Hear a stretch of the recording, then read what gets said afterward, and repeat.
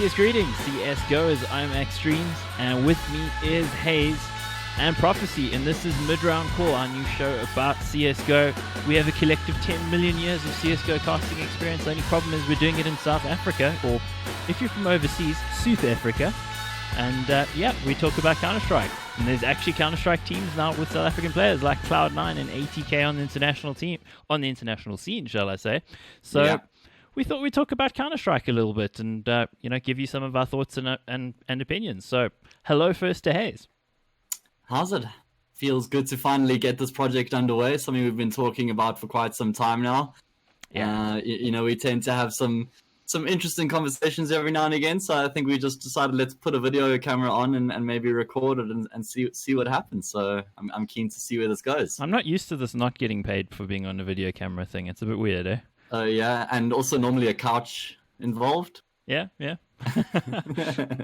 Prof? Black is a black couch though. Oh, what kind of couch? Is it a casting couch though? If you're casting while you're on the couch, just saying. We'll leave that as an open-ended question. So, Prof, are you the professor of Counter-Strike, or are you just prophesying the demise of various teams that are terrible in your estimation? Well, I'm definitely not the professor because there's that guy that works for HLTV called Profesio, so I think he takes that cake. HLTV Confirmed podcast. No, I mean, I don't prophesize. Apparently, like most analysts, we just use 2020 hindsight to tell you every time exactly who's going to fail. I knew that was going to happen. I mean, when you come back after the ad break, it's like, I saw that coming. I called it. Everyone's going to back me up. So I guess the question maybe for some people, again, Counter-Strike experience for us, we've done a bunch of TV, actually, because in South Africa, we've actually had Counter-Strike on TV. HAzE and I did something called EVTech Champions League that was broadcast live on Jinx TV, the UK channel, but within South Africa, that was live esports, pretty cool production. We also all did ESL Africa in 2017, both seasons of it, with the stadium final thing at the end that Energy won, team with Black Poison in it, who obviously went with Bravado/ATK overseas. A lot of you guys might know him. And that was an African championship, which involved North African teams as well. So, we've been around a little bit. Probably conservatively have casted like 5,000 or 6,000 maps of Counter-Strike. Am I lying? Am I pulling that out of my ass? Probably not. No, I mean, I think the numbers have been racked up over time when you take into consideration all the VS games we did back in the day, all the ESEA stuff, all that ESL Africa stuff, like you mentioned as well. WESG, ESWC.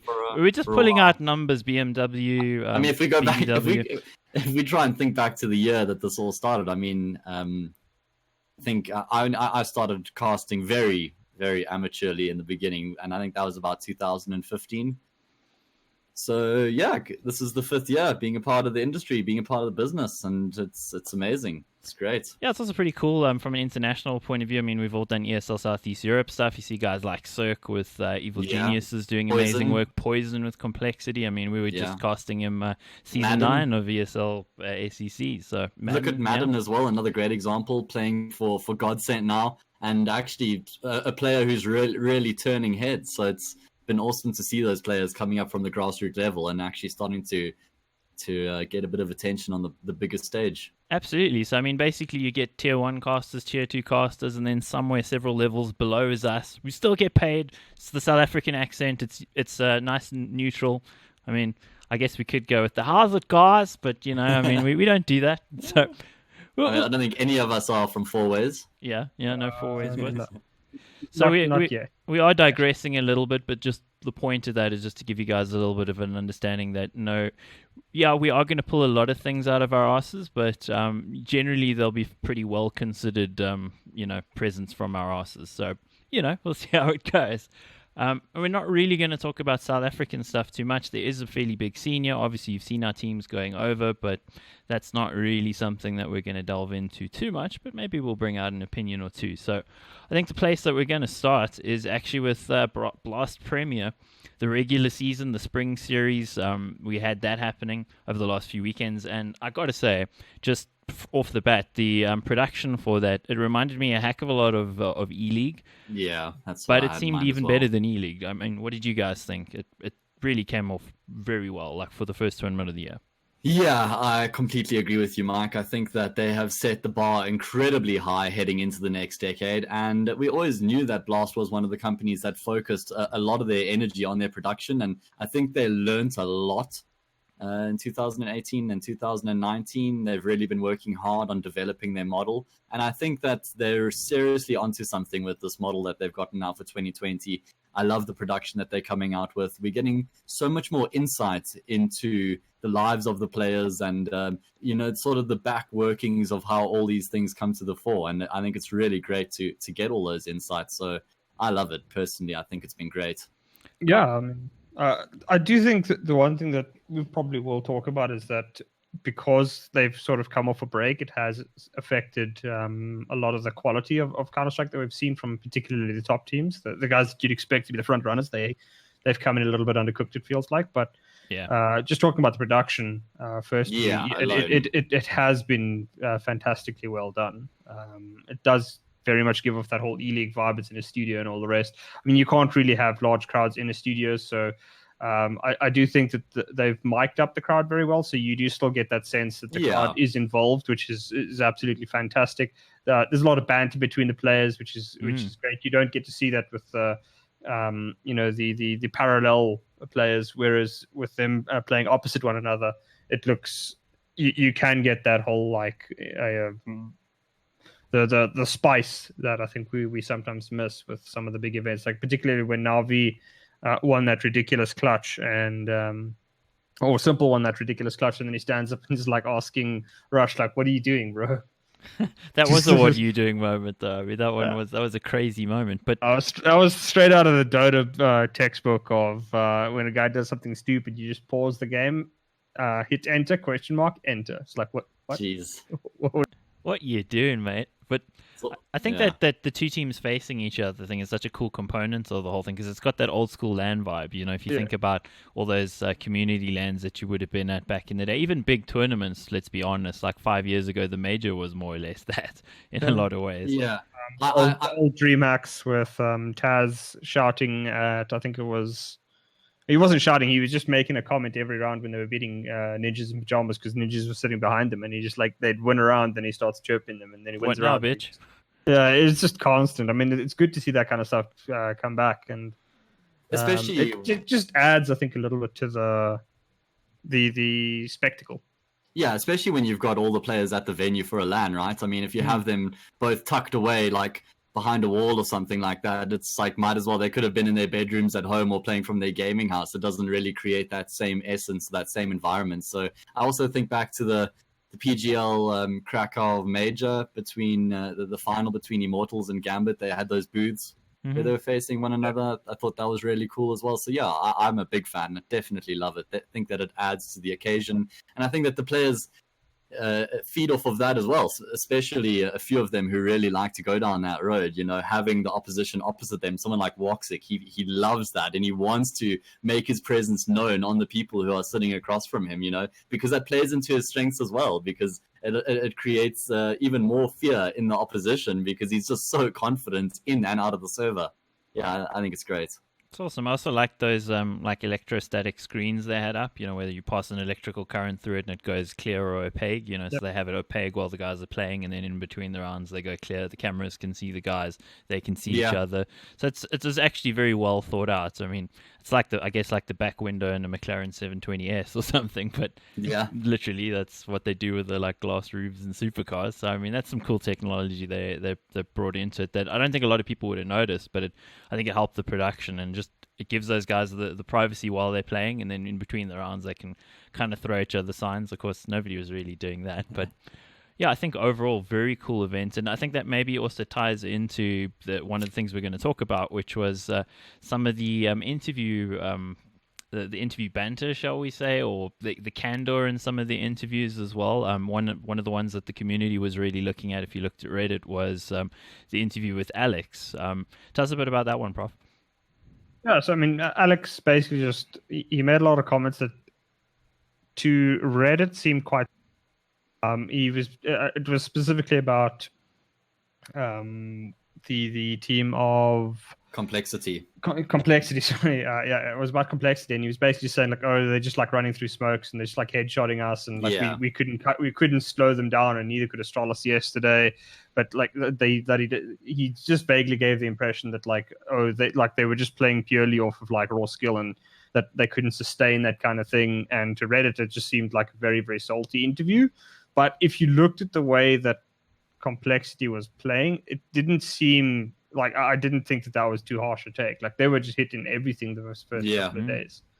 And I mean, like I said, we'll go into it in a little bit more depth, but I think it was great because they also had, once the situations, you had the after action interview, and then they would bring a player onto the desk where the analysts could actually specifically ask questions that they would they would prefer to ask, rather than just the general questions that you tend to get asked after a game where your brain is still sort of wired. You're not going to be answering 100% correctly, and you generally will tend to just spit out the old faithful bunch of arguments, which is just we tried really hard. Today wasn't our day. You didn't need our shots. It's not a sports interview. Like, so when we bring the guys onto the desk, you can ask them a little bit more in depth and get, I think, a better view of how they were thinking in those kind of. It's kind of what they did at this tournament, though, was having that like immediately after the match, raw emotion, which is what Alex kind of did at that point. And then you had a little bit later on, they'll bring another player on the desk, and the analysts will ask them questions directly. So I kind of like that 1-2 punch, because a lot of tournaments also have only the sideline reporter interviewing people afterwards, and then you do tend to get those very sort of canned, we didn't hit our shots, they did hit their shots, therefore they won, which like tells you fuck all. So I think the emotional content from Alex was great. I saw guys like DK, for instance, on Twitter saying, that if you want that sort of authenticity in interviews, and then when a guy does it, the community like comes up with this outcry, that's pretty much bullshit, which it is. I got to agree with them there. Like, I'd rather that CSGO has a bit of authenticity, a bit of realness in what's being said, than just this sort of canned PR answer. Because I mean, let's be honest, in most sports the interviews are worthless. Like you get nothing out of it. It's like, I mean, this was a tough game. Okay, well, frick, that is helpful to me. Fantastic. I'm sure then you watch that same player will tell you that it was a tough game no matter who they played, even if they won like 10-0 or something. It was a tough game because that's his PR answer. So, fuck that noise. Why do we want that in Counter-Strike? I don't understand the community's sort of outcry against Alex just saying that these guys were sort of pugging against them, when objectively, if you have eyes and you watch the game, that it more or less that is what happened. I don't even think that he was that rude in the way that he said it. He was actually, it was almost constructive criticism in a way that he was talking about it, and he was quite cool the way that he approached the conversation as well. And he explained why he said what he said, and he tried to break it down a little bit as well. So I really appreciated that honesty from him as well. And, everyone, you can take it with a pinch of salt. I mean, that's also his opinion at the end of the day. It's not like he has the golden chalice and whatever he says is absolutely right. That's just how he felt about the game. You don't have to get so emotional about that. I mean, I saw that Rush actually even came back with a reply, and he was like, Alex was really salty after the game with the comment that he made, and he actually clearly got a little bit touched from what Alex said. So that's good, though. I mean, we won rivalry. Yeah, I agree. But I'm also just saying, I feel like it's that outrage again, which is just a little bit like, it's a little misplaced. Unnecessary, yeah, definitely. So don't you think, though, like the whole thing that people always go for on, any comment section, Reddit or Twitter or whatever, is you should be more professional. Professionalism, that's the thing that's always like used. Okay, so wait, the fact that he does this for a living and gets paid for it means what? What does that then mean? Like, professional behavior is him doing what? Is that not teabagging? We're not teabagging. We've established that. I think teabagging is fine personally, but each to their own. They had to eventually call it tactical crouch on Overwatch League, because teabagging was not allowed to be said on broadcast. That's all I'm saying. Tactical crouching. I want to go on one tangent quick, very brief. I just want to say how fantastic CS is. I feel like we've got such a good pool of talent in the industry, and I feel like for the most part, there's freedom as well, and I love that creative freedom that the people have, you know, to really express themselves and be honest with the way that they genuinely feel. I think it attracts a significant audience, and it's still professional enough to be a model that, you know, will grow and develop and can reach the mainstream. You said professional. I'm seeing red. No, I agree with you overall. I guess coming back to my original tangent about professionalism is it's like a catch-all phrase that people use to say, I didn't like what he said. And he should have been more professional. Okay, so he should have been paid more for a living to do this then. Is that what you're saying? Yeah, because that's all that professional means. It doesn't mean anything other than that. And I think it's a fundamental... But you get what they mean when they say you should have been more professional. It's I get it, but it's nonsense. I mean, you need to be more nice. Yes. Yeah, exactly. How about we just say, I didn't like what he said about my team and he hurt my feelings? No, because you want to be big man on the internet behind the keyboard. Same response though, right? Pretty much. Same meaning, yeah. It's just like, how about you go with, I just want a generic interview where he says that they were better than him and give them all the plaudits, which is like bullshit again. Like, what is that saying? And then be the same guy who says, like, CSGO is dying and nothing is evolving. You know, discs are so boring in CSGO. Okay. So then when an analyst comes and says something fire, then you, like, dunk on that dude on Reddit. It's like, you can't keep these people happy, let's be honest. Irony at its best, yeah. There's no way to keep them happy, but keeping them angry keeps them engaged, at least. So I'd prefer them angry. I don't know about you guys. Yeah. They're more likely to come back because then they want to get back at you sometime down the line. So I suppose keeping them angry is a pretty good idea. Yep. So talking about some of the interviews as well, we had like Blame F was saying some things, Simple was saying some things, and it just felt like in general Complexity's run through the tournament the weekend prior to this past one was one which really surprised a lot of people, and that it brought out a lot of these emotional reactions from these guys who were sort of taking a few L's from them and also having some tough games against them. And I think that's great. I love to see a guy like Config, who's kind of known as that bad boy in previous incarnations, the Dignitas, the North. It's cool to see him in a team that's doing well, and I kind of like to see that Blame F was sort of playing up their you know, they were underdogs, but he also kind of pulled out a little bit of a villain angle, which I kind of enjoyed. So I hope to see more of that. And in general, I hope to see Complexity win, except that apparently they're not good at playing online.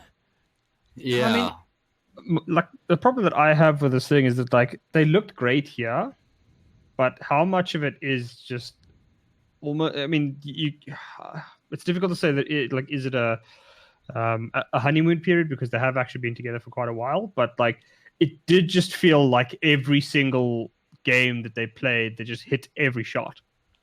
Like, specifically with Obo, there was like rounds where like they would pop flash him through a smoke, he'd run through and get 2 kills and then like fall back, or he'd win some like ridiculous clutch, and then afterwards they ask Blame F like, oh, does he win clutches? He's like, no, he fails most of them.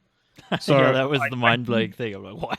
I do just wonder if he wasn't just having one of those performances, sort of like Stewie, when Stewie came out on the scene, where it's like he does this ridiculous stuff, and against like top level opposition who expect, you know, that they have a general idea of what a player is going to do in certain situations and what's the most correct thing to do.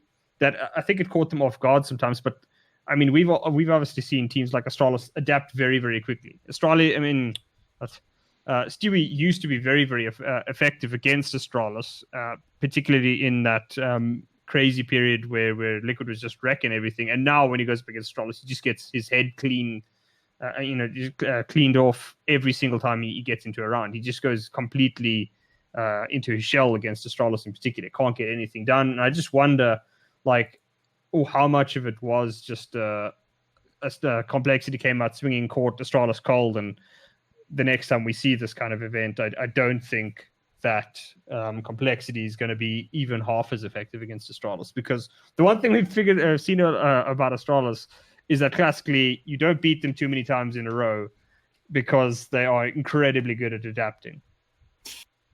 Yeah, I completely agree with you. I mean, just to add to that with Complexity, just to give a bit more context to the run as well, let's keep in mind that this was the first event of 2020 as well. So, quite a few of these teams would have just been coming off a really long holiday, like one of the longest breaks that's actually been in the competitive year for a while now. So I think, maybe, as you said, caught cold just because of the extra long break. Also, like you said, complexities online results haven't really been doing them any justice lately. Point being that teams probably wouldn't have expected too much coming out of them heading into this event. So maybe that was another element as well, was just a lower level of expectation means that they weren't fully prepared, probably weren't watching too many demos going into the matches either. So you always have this sort of thing happen when a team just comes out, wins an event or does really, really well, and then everyone's like, okay, now we sort of just got to take those people into our plans next time we're heading into the event that they're playing at, and there's a chance we can play against them. And all of a sudden, those play styles, like you said, Sean, just become like way less effective when teams know that you're going to be trying these crazy smoke pushes, pop flashes. As soon as teams are set up and ready to counter those players, they just become way less effective. So yeah, I think going forward, they're going to have to evolve their game and make sure that they do remain unpredictable. Yeah, I mean, the thing is, like, the thing that they failed is the Europe, the open qualifier for the minor. Major. Oh well, yeah. They had 3 opportunities, and they lost all. Yeah. And like they lost to bum teams. Yeah. Doesn't even make, like, if you look at the teams that they lost to, you're just like, what is going on? What is going on here? They lost to a team called Smash in the latest one. Smash, I'll just put up the team quickly. Smash is Bubble. Okay, we all know him. Fights, yeah. I think maybe a couple of people know him.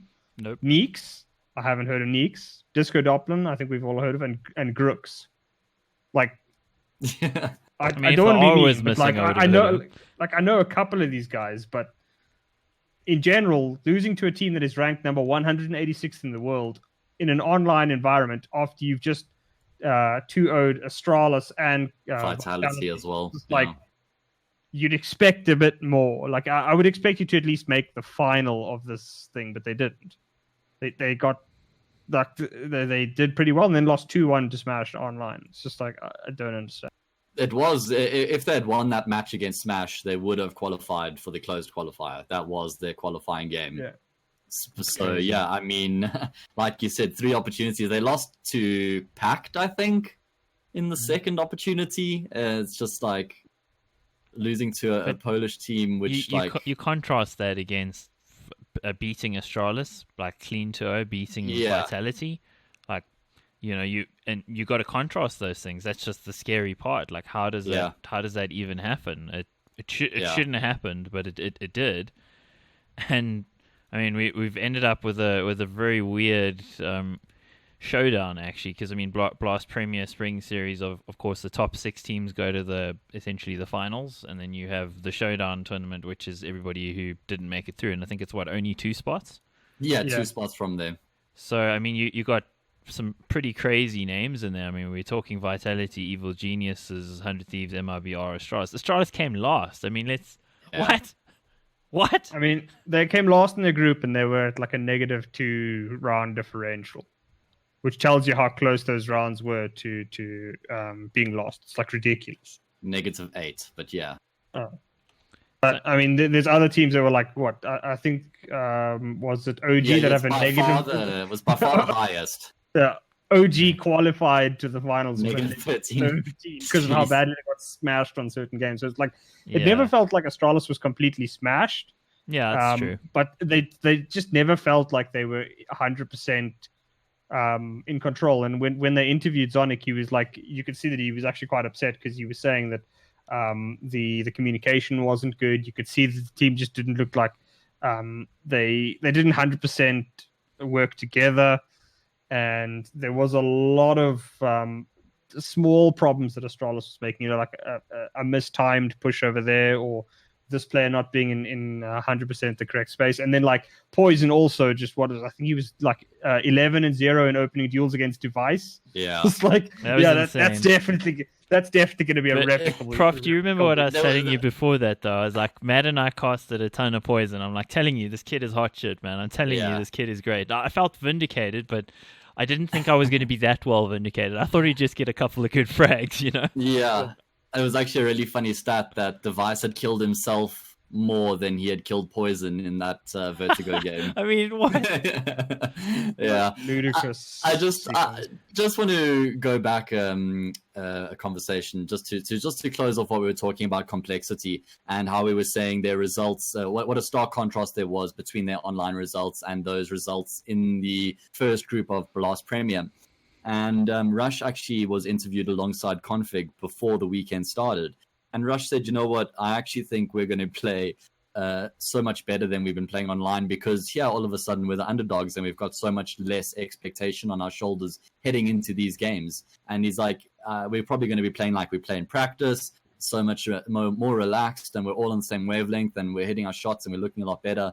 As soon as we go into these officials online, we're letting the pressure of the occasion get to us too much and the expectations. So, and he's like, yeah, so you know what? I think we will be a force to be reckoned with. And boom, all of a sudden, 2-0 Astralis, 2-0 Vitality. And it's like, it just gives you an insight into what they are capable of doing when they can apply their mindset correctly, you know. And it just goes to show you what a huge mental aspect the game of CSGO really has, you know, just outside of the server itself. It's such a massive impact and consideration. If you consider as well that Complexity's practice facilities have like facilities to simulate the LAN environment, they're probably better prepared than anyone for playing on LAN. You know, they've got like a PA system and like noise that plays through it and that sort of thing to kind of simulate casters and everything. So it's actually quite crazy what they have. I don't think it would have necessarily helped them. Yeah, I mean, it was a TV studio, so it's not like a massive sound system. But I mean, that's probably what other teams are gonna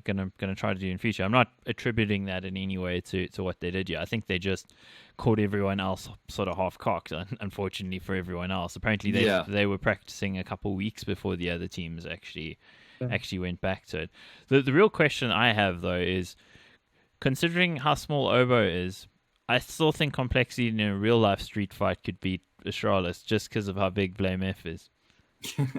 Well, I mean, Blame F would probably just use Obo as like a weapon, as like a dot. Throw him at them. It dies.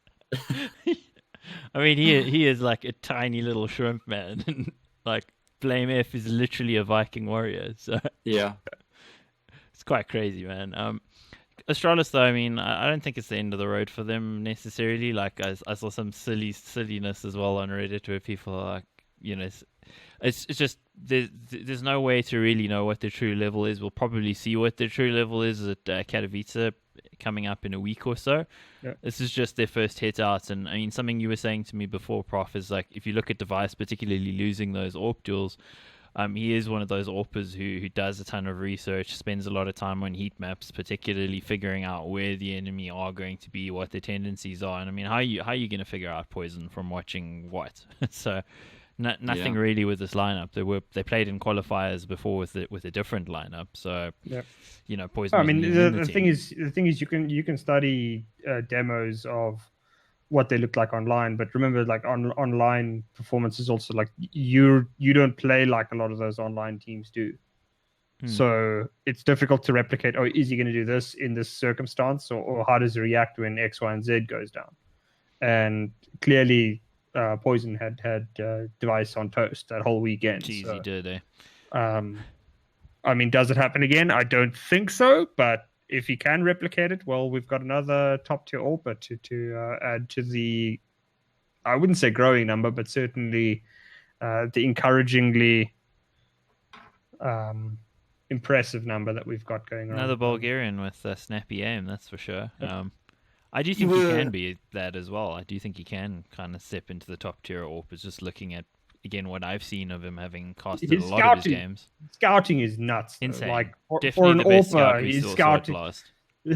Like for an AWPer, his ability to like consistently land headshots with the scout is really nuts, because you don't often see many top tier AWPers that run the scout as much as he does. Like he was very, very good with the scout that weekend.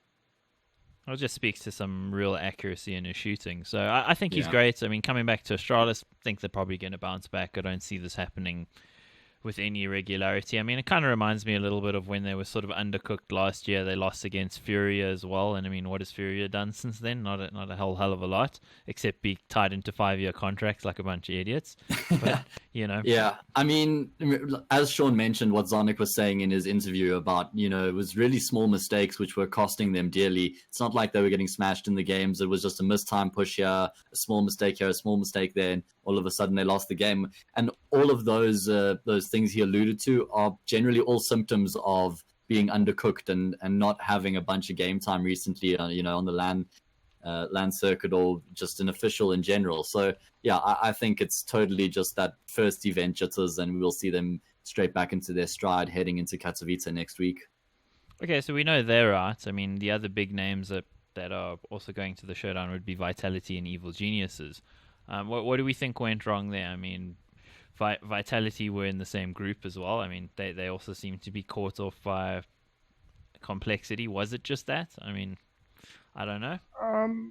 Like Vitality is a difficult one, is because of the nature of the team. Is that ZywOo has to do so much for them, and even like since the break, like they still require a lot of heavy lifting from ZywOo to get it done. So they are, I think, more prone to having a collapse against a team like a Complexity than Astralis.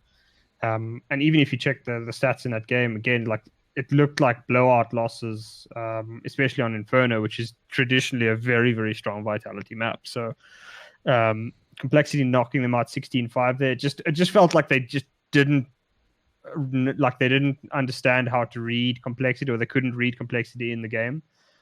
Poison, Rush, those two having a big game. Rush especially, like Rush is not usually the guy that's going to be loading up on frags and all the rest. So yeah, when he pops off, he is going to do a huge amount of damage, and he can win games in that kind of situation. And the problem is that Vitality has to have all of their they basically can always bank on ZywOo doing well, and then they usually have to have like RPK doing pretty solidly, and then Apex and Shocks need to pull a little bit. And sometimes Alex, I mean, what event was it last year that he just went absolutely nuts at? And there was one, yeah.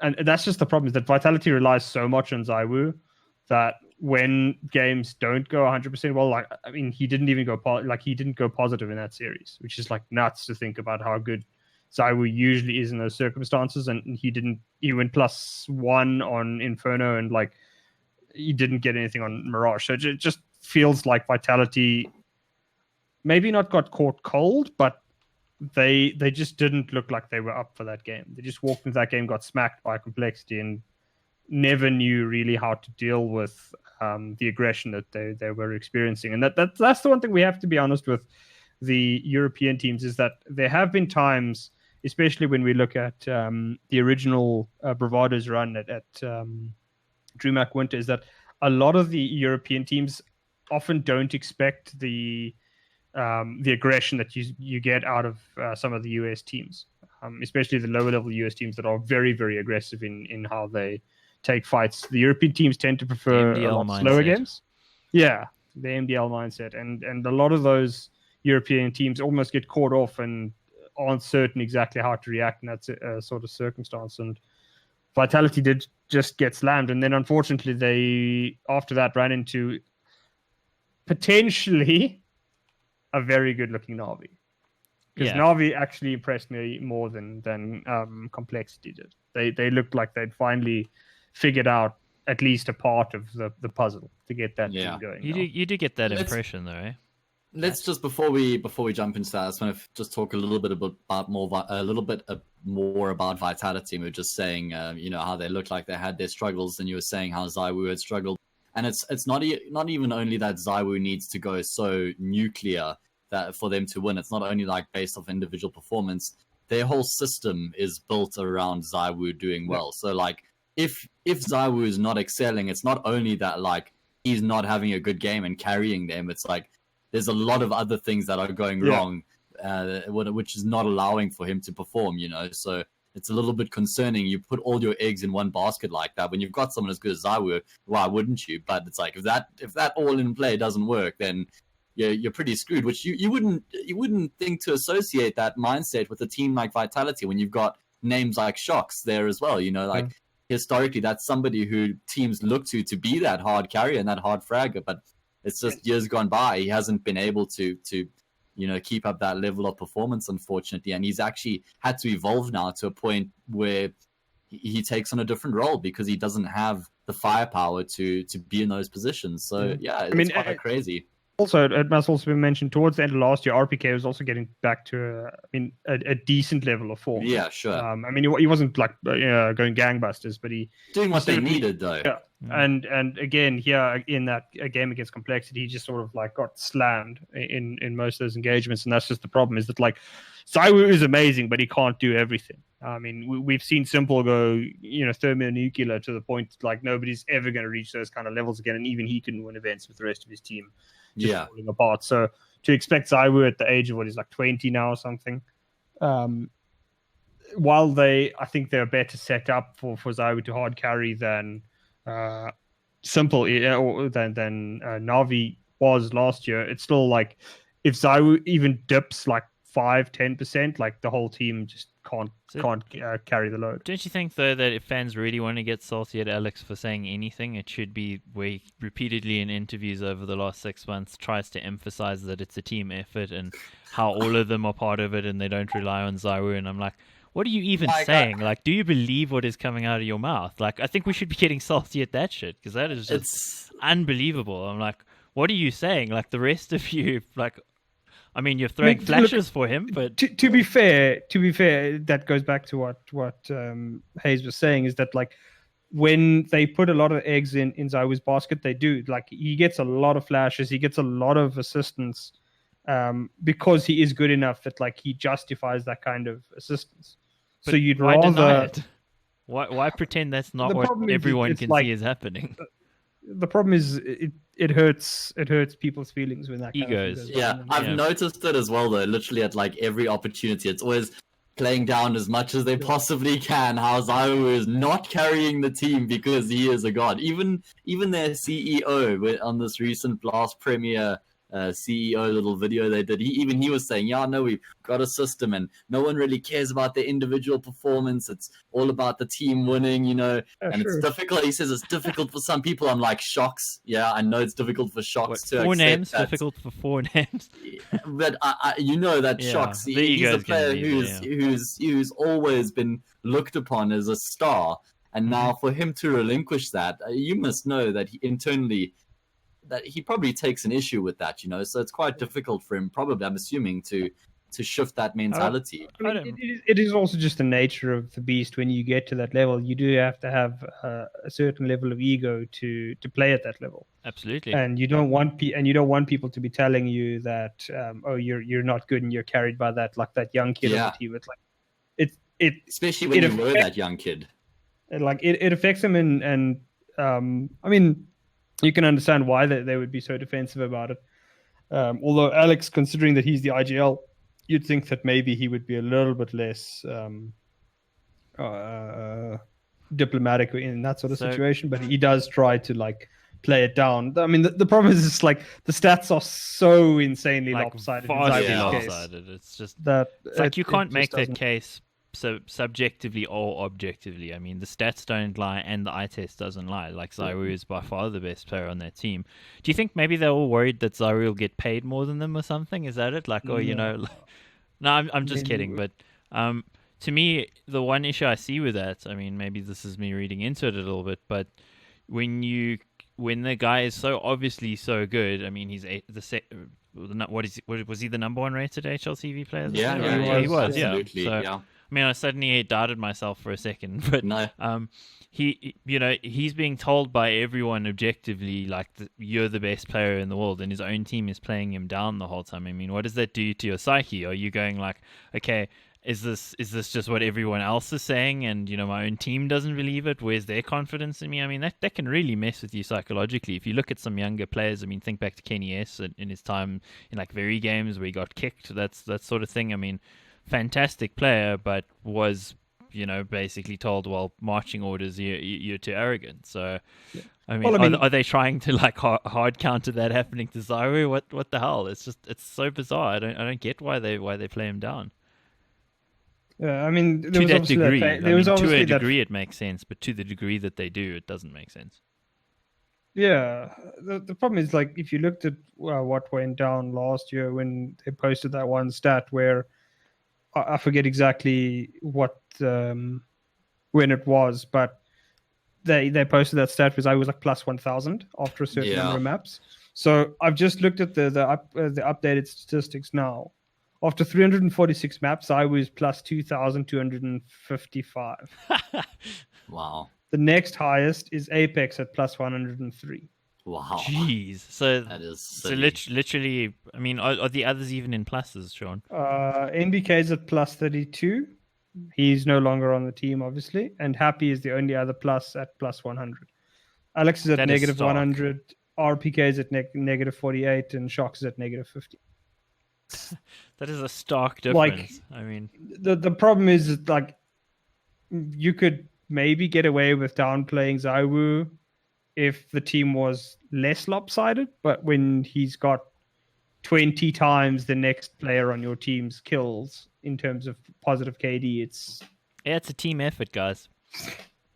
Okay. Throwing flashes. It's Team ZywOo. That's the effort. Team ZywOo. So everyone else just looks at their FAs, their flash assists. They're like, "Yep, doing my job." I mean, we're making light of this, of course. We're not saying that they're not doing anything. It's just, again, in the context of the interviews, the way they just seem to go to pains to go like, "Oh, it's not just ZywOo." That to me is, I think to all of us, is just a little bit mystifying, because you'd almost think you'd want to give the guy plaudits. You'd want him to play even better, hit even greater heights when you tell him, listen, man, you are doing everything for us. You're the man. We're going to set you up. Go out there, freaking kill everything. I mean, that's what Kenny S got back in Titan. I mean, and I'd almost argue, okay, I can't argue, actually. Kenny S's individual form in Titan was the best of any player individually ever, I think, for that period of time. But, ZywOo, the consistency of being that close to that level of performance for so long, you just think they'd want to kind of like give the guy every resource, give him every bit of confidence, whatever they can, just make him keep doing that. Apparently not. Yeah, I think there's also an element of overconfidence that could come into the equation, though, and you don't want to make the situation in ZywOo's head that it's like, shit, okay, I really need to pop off now every single game. My team has told me how important I am and how important it is that I do really well every single time. And it's like, maybe if they do push the narrative a bit more that it is the team game which is getting them all the success, it gives him a little bit more freedom in that regard. You're going with a 4D chess argument here. Might take a little bit more pressure off of him. So, yeah, I think it could be an interesting discussion. I think you're wrong, but, I'll go with it. Don't you always? Yes, I do. So I think let's get back to Na'Vi, actually. Na'Vi's an interesting conversation in all of this. I mean, Simple had a great tournament. Back on the AWP, of course. Yeah, in fact, all of the players had moments that they looked pretty good, but Simple on the AWP, I think, made a huge difference. Yeah, he did. I mean, it was interesting to see how quickly he got back to that level, because sometimes when you've shifted out of a role, it takes a tournament or two to get back there. But Simple did look a lot better than he has just in a couple of the recent tournaments they've played. And they seemingly turned it on. I mean, Boomich was having a situation as well, a pretty good tournament as well. Flamey popped off a little bit. Electronic, I think, maybe dipped. But outside of those two, or outside of Electronic, they were all pretty good. And that new kid, Perfecto, I mean, all he did was just he just wasn't terrible. And that's kind of all you need at this point. I mean, we had a procession of actual, literal, terrible players. So not being terrible is actually quite a... And I mean, he didn't hog the AK or the SG. That's also another plus. Didn't hog the book deal either. The sports cards.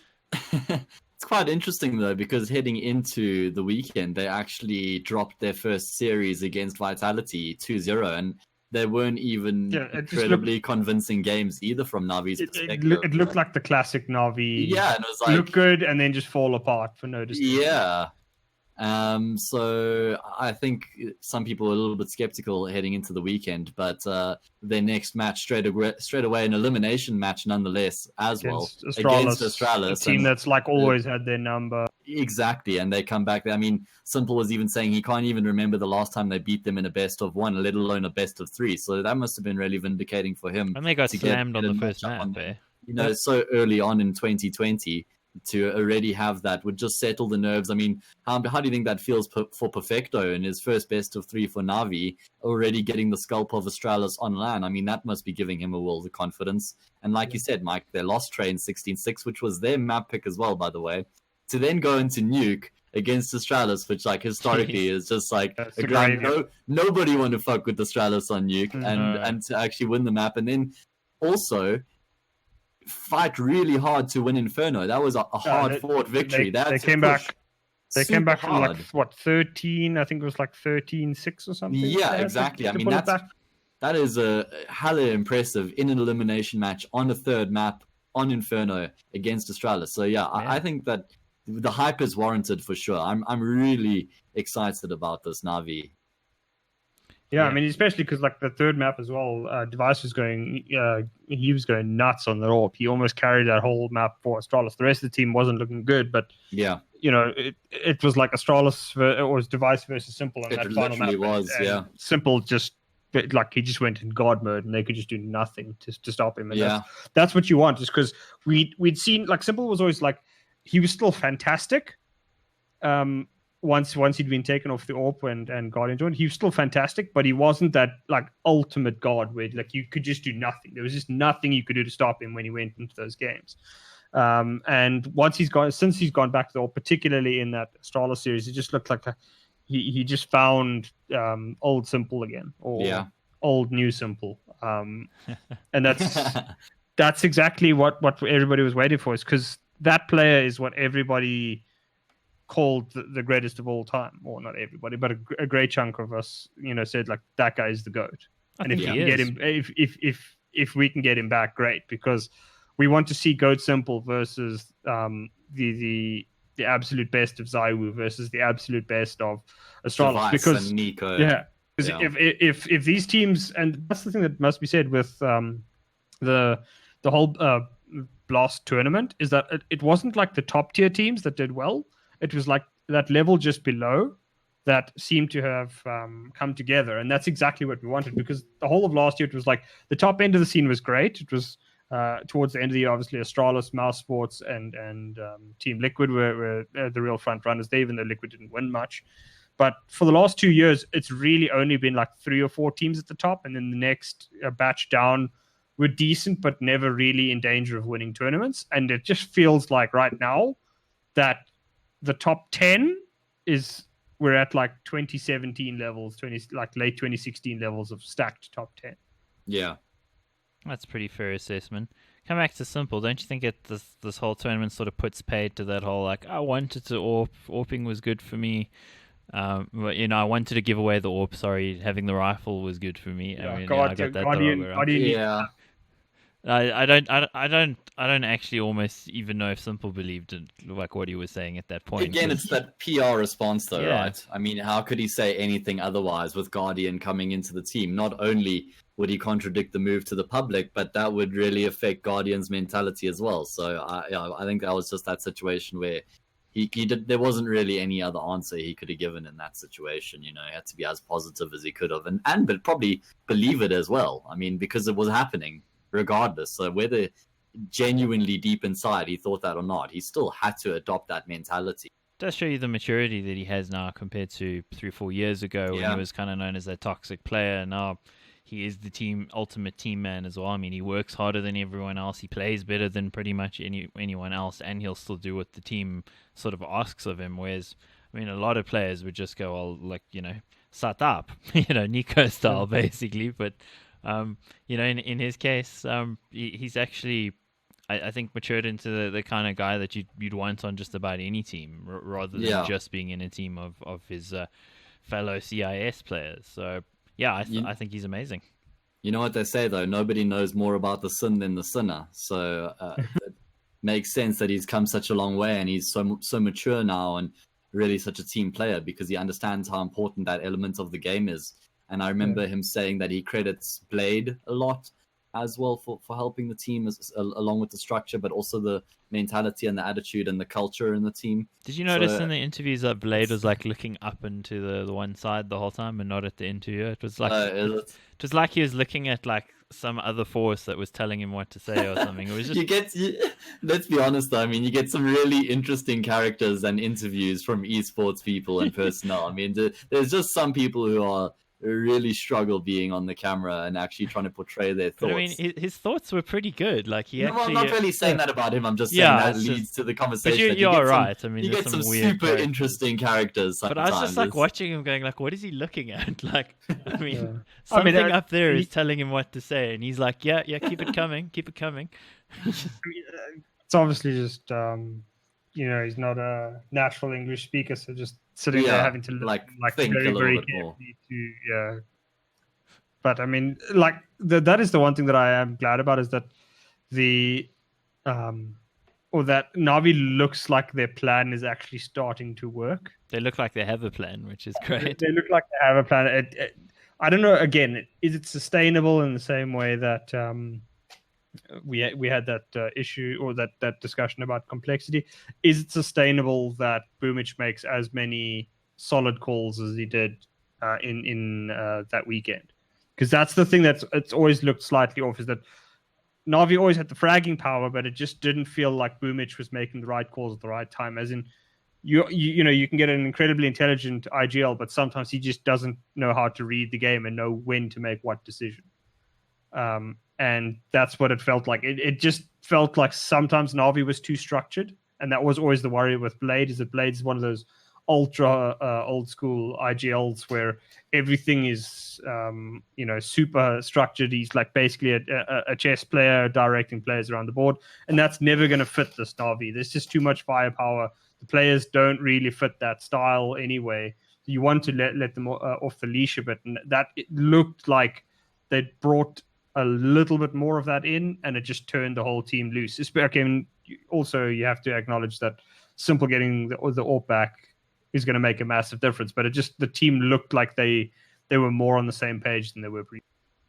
Definitely. So I think next let's move over to talking a little bit about OG and G2, in fact, because in both cases it was quite a surprising turnaround from how things started for them in Blast Premier. I mean, OG's match against Evil Geniuses, particularly that one. I mean, if you'd pieced out after the first map and you'd come back at the end, you would have been super confused. I mean, even if we wind the clock back a little bit to the start of the weekend, where they played against each other, let's first mention that heading into the weekend, Evil Geniuses were by far the favorites to win the group comfortably as well. They've been very confident on social media recently, quite open about how much they've been grinding and how hard they've been working heading into this event as well. So, and they did start to have a bit of a hiccup towards the end of last year. So I think people had high expectations now that they've had a bit of time off to right those wrongs and actually get into the year, work off all that burnout and actually come out with a bang. And doesn't really work out in their favor. They win Inferno 16-14, but they end up losing to OG, which was just like a crazy upset, right? On the own pick of Nuke as well. Yeah, OG heading into the event were a team that nobody had put down as a potential to win it or at least make it through to the finals. So I think that was crazy that they get slammed. Well, not slammed, sure, it was a really close game, but for a team who had such high expectations, it didn't quite work out at all. I mean, the one thing that it must be said is that somehow OG's managed to make Mantu work. Now, like, he's apparently he's registered as British, but I think he's actually Polish. I'm not 100% certain. I think he plays out of Britain, but is actually a Pole. So I'm not 100% certain exactly how they got him. But this OG team is basically just shows how valuable a leader Alexi B is. Yeah. Because if you check at the statistics on this team, like his stats are terrible, but Mantu and Valde are doing mad work. Is chipping in a little bit, maybe. Like you could ask perhaps a little bit more from him, but the fact that they've just gotten Mantu, they took like a massive chance in Mantu, and he's come good, and Valde as well. Like Valde he massively fallen off from those highs that he had in 2018, when a lot of people were saying, like he's by far the best Danish player outside of Astralis, and if Astralis ever changed, he would definitely be first off the block. But since he's joined OG, and especially at this event, that team just looked absolutely magnificent. When you listen to the comms, Alexi B seemed like a fantastic leader. So, I mean, it's obviously just going to throw more sand in Ence's faces, but like clearly Alexi B was definitely not the problem with that Ence team. Yeah, and the fact that he's turned, like, let's be real, if somebody told you a team 2 years ago of Valde, Mantu, Issa, Alexi B, and NBK would have beaten this Evil Geniuses lineup, like, yeah, you would have laughed. Yeah, you genuinely would. No, you would have said who's it's Cirque. Nuts, and they beat them 2 twice. years ago. Yeah, they beat them twice, 2-0. It's 2-1 in series. So it's like, it's insane to think that team could pull that off. And I think they did get. There's obviously a lot of luck, but they got smashed in that the third place playoff. They got smashed on their own pick of Train 16-4. Then they smashed them straight back on Mirage, and like Evil Geniuses Mirage last year was like terrifying. There were teams like even Liquid, would perhaps pause at playing Evil Geniuses on Mirage. So it really was crazy. And it's, again, did Evil Geniuses come in undercooked? Because if you look at all the top teams that we would have expected, they didn't do as well as we thought. But Evil Geniuses have traditionally started off slow, and then and looked like they absolutely smashed. Who was the other team in the group here? 100 Thieves. They smashed 100 Thieves in that first series that they played them in the fourth place playoff. So coming in, OG didn't look great, and Evil Geniuses just like nailed them on the first map, and then OG just pulled it back. And I think that speaks a hell of a lot to how well this team has been put together, and that like they're functioning as a team. Because that's always been the problem with Evil Geniuses, is that when they're rolling and Stanislaw can read everything, he is like they become an untouchable team. Because Stan just has, when he's in that moment, he's very, very difficult to combat. But against OG, they just completely shut it down in those in both series in the last two maps. So it shows mental fortitude to come back, and it shows that they can actually compete with Evil Geniuses. Maybe not head to head across all five players, but Mantu and Valde is certainly doing a hell of a lot more. I mean, Cirque again had a horrible series in both of them. So you got to wonder, like, how long does this Evil Geniuses team go before they start considering that like something needs to change? We have to see. I think in their case, you can also just attribute it to the same thing of being a little undercooked coming into the first tournament of the year. But we're going to have to judge, a couple tournaments' time. That could very well be a very serious question for them. I think the OG team, though, coming back to them, they just look like they're a team that's sort of more than the sum of their parts. Because if you look at their parts are okay, but it's not, outside of Valde, yeah, you and even Valde was massively dropped off from what he. Yeah, you just look at it and go, well, I mean, why have NBK and Alexi be? Kind of like one of them is probably surplus to requirements, or, Issa was a very inconsistent player in his time in HAzE. So in general, you look at it and go like, yeah, they're okay. They should be able to beat, tier 2 teams, and maybe one day, Valde will have a good game, or, they can take a map off someone, and somehow they've actually looked a hell of a lot better than that. So I think that is, again, just another feather in Alexi B's cap, as you were saying. It's just...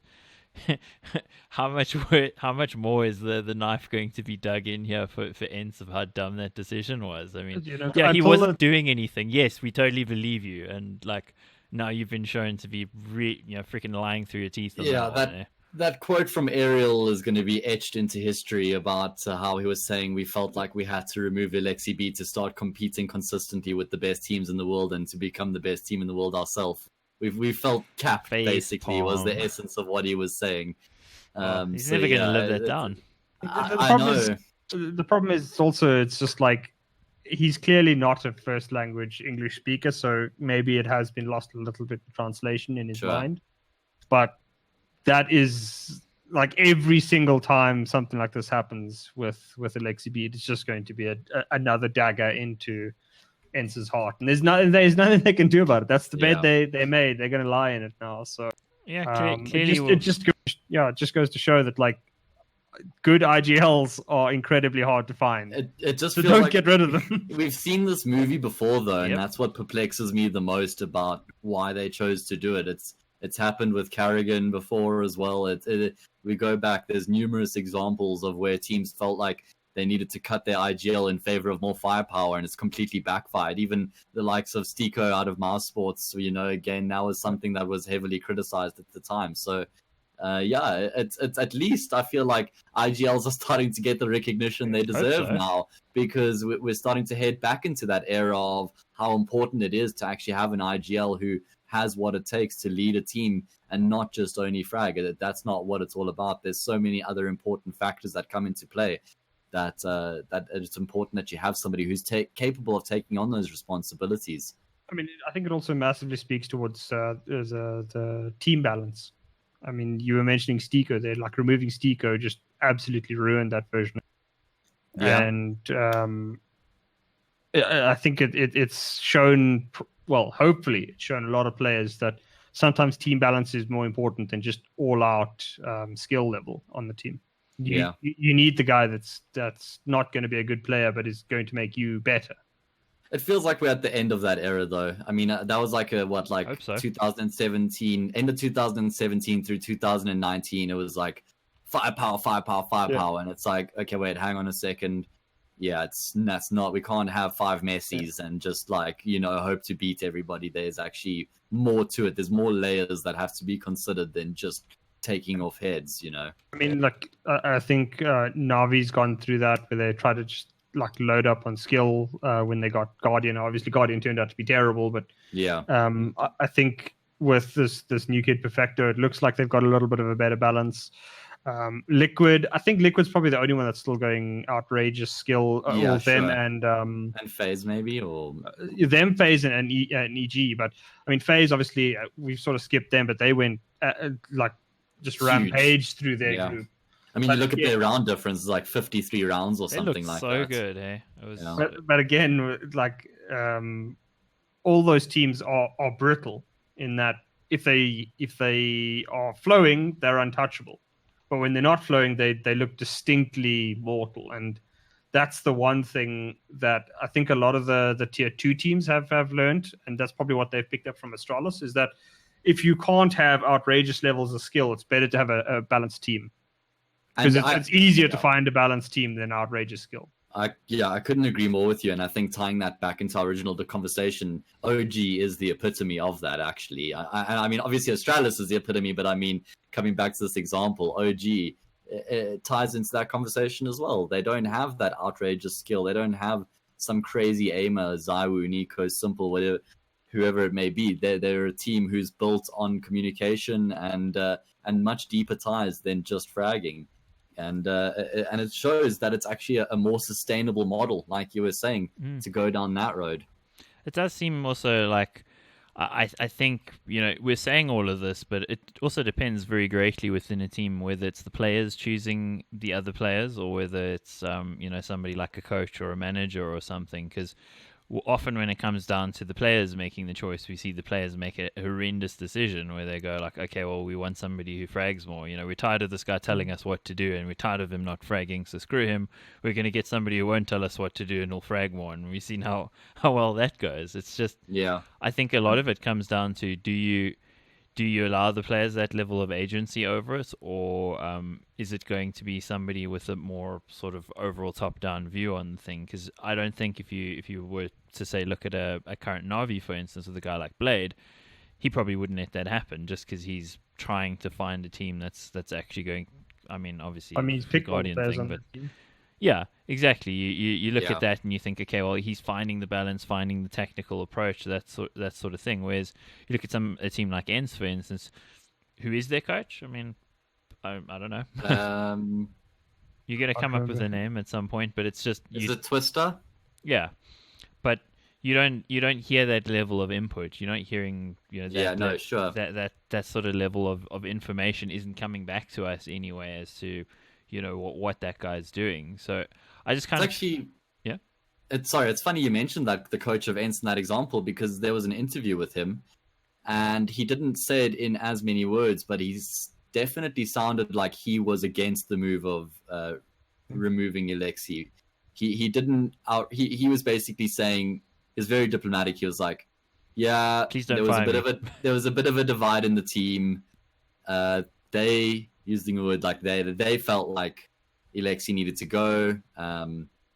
I personally maybe thought more time, or I didn't think, trying to just give his little opinion there. But yeah, in the end, he was saying it seemed like it was the general consensus of the team, and he, as the coach, actually didn't have power to overrule that. Whereas in a team like Vitality, XTQZ, not sure exactly how to pronounce it, but he is the man who does the managing. And it seems like Malik is probably a similar situation for G2. And it seems like these teams are actually having more stability, where the coaches are actually taking on more responsibilities than just being an analyst and giving in a bit of chipping in a bit here and there. There actually has to be some team management from that perspective as well. And I think it actually does bode well for a team when you relinquish that extra responsibility and allow them to focus on the game itself. Agreed. Can you imagine if football teams chose their teammates? Can you imagine what an absolute clusterfuck that would be? I mean, the one player that we mustn't fail to mention in OG is NBK. Because if we're talking about the kingmaker of France, this guy and Alexi B put that team together. For sure. I mean, there were two guys who kind of ousted from their teams first, and sort of built that together. So I mean, that is a great thing. I guess the kingmaker is no longer making the kings in the French scene anymore, but it did take a very long time for him to be cycled out there. If you consider, I mean, he's been involved in there for the better part of a decade. So, and he's still young. So he clearly knows how to build a team. He and Alexi B. So. I mean, he made Vitality as well. Exactly. I mean, he built that, but. I mean, that's also an example of a player with a lot of drive and who has that more sort of overall view. But I'd say the majority of teams, where it comes down to the individual players actually trying to decide what to do, I think as an org, especially with the amount of money that's involved with leagues like Flashpoint, where you got to spend $2 million to be part of it, and EPL slots being far more rare these days, your access to money as an org is quite limited, and a lot of it relies on your players actually being good. If you allow those guys, we're talking like 18-year-olds, 20-year-olds, to decide the fate of what happens to you, is like, that seems irresponsible. It feels to me like that the transition between amateur and pro, almost like we do need to see more team managers in almost the football sort of sense, where guys like sitting at the top of the tree going, this is the overall vision.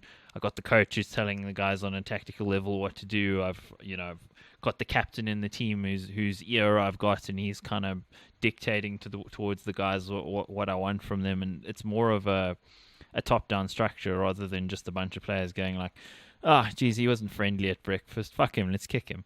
I mean, that's what's happened in League of Legends. The players almost never make decisions there anymore. It's all about the team owners and the team managers that choose who gets to get into the team. And like you said, that is what you need, because you can't have a 20-year-old making, or a 21-year-old making decisions on a team that's worth $2 million. Like, you can't have that. It's just never going to work long term. Absolutely agreed. Of course I agree, because I brought it up. But I think the other team, maybe we need to just... You mentioned FaZe very briefly. The one guy that I want to actually single out there is broky's performance in that first week of last Premier. I mean, he really, really looked like a revelation almost. I kind of thought he was in this team to be yet another scapegoat in the long line of scapegoats to get kicked eventually. Like, if he's terrible, it's his fault. That's why we're not winning. Keep giving us your money. Kind of vibe that FaZe almost seemed to have had in the past.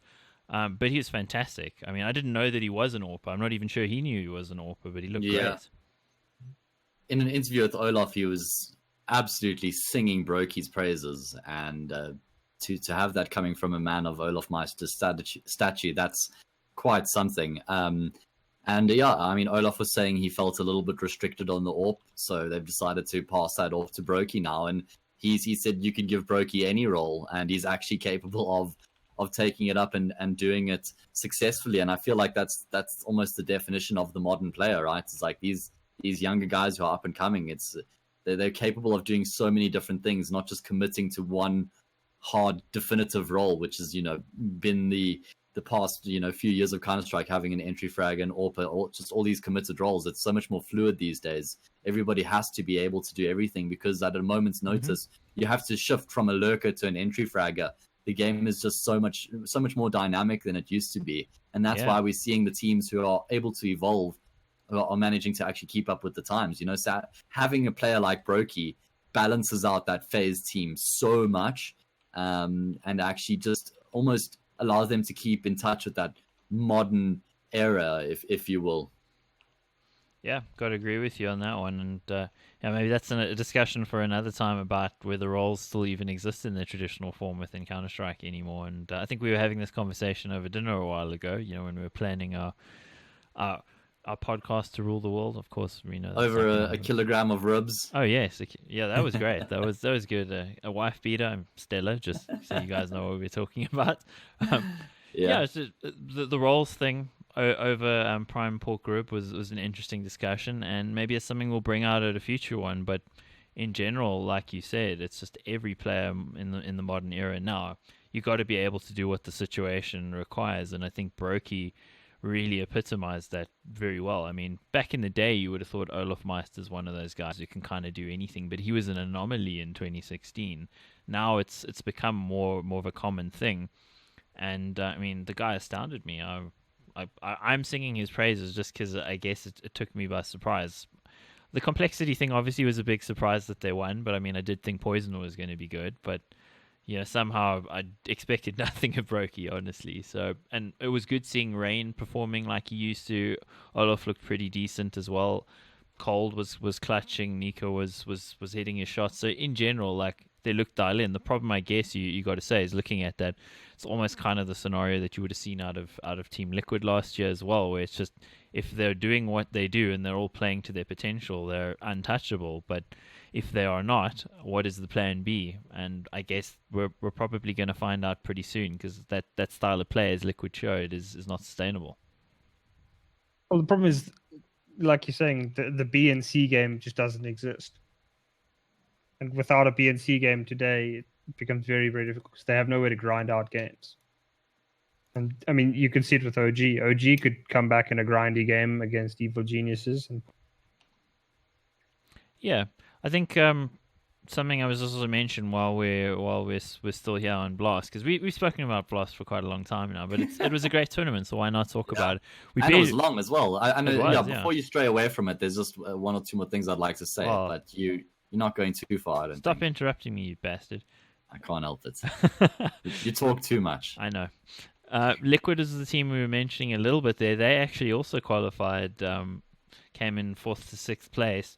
They just felt to me like they kind of did what they needed to do. It didn't feel like vintage Liquid, but they didn't seem quite as sort of undercooked as some of the other top teams. So they sort of made it through without too much fanfare. And I don't really think it deserves a hell of a lot of conversation, because we didn't see the best of them, but at least they weren't horrendous. Yeah, I think one of the big talking points about their weekend or their group is that they got 2-0'd by FaZe twice. I feel like it's like the first one, it's the same as Evil Genius and EG and OG. It's like the first BO3, you're like, okay, I can write that off as almost the first match of the year. It's, the first official at the LAN venue.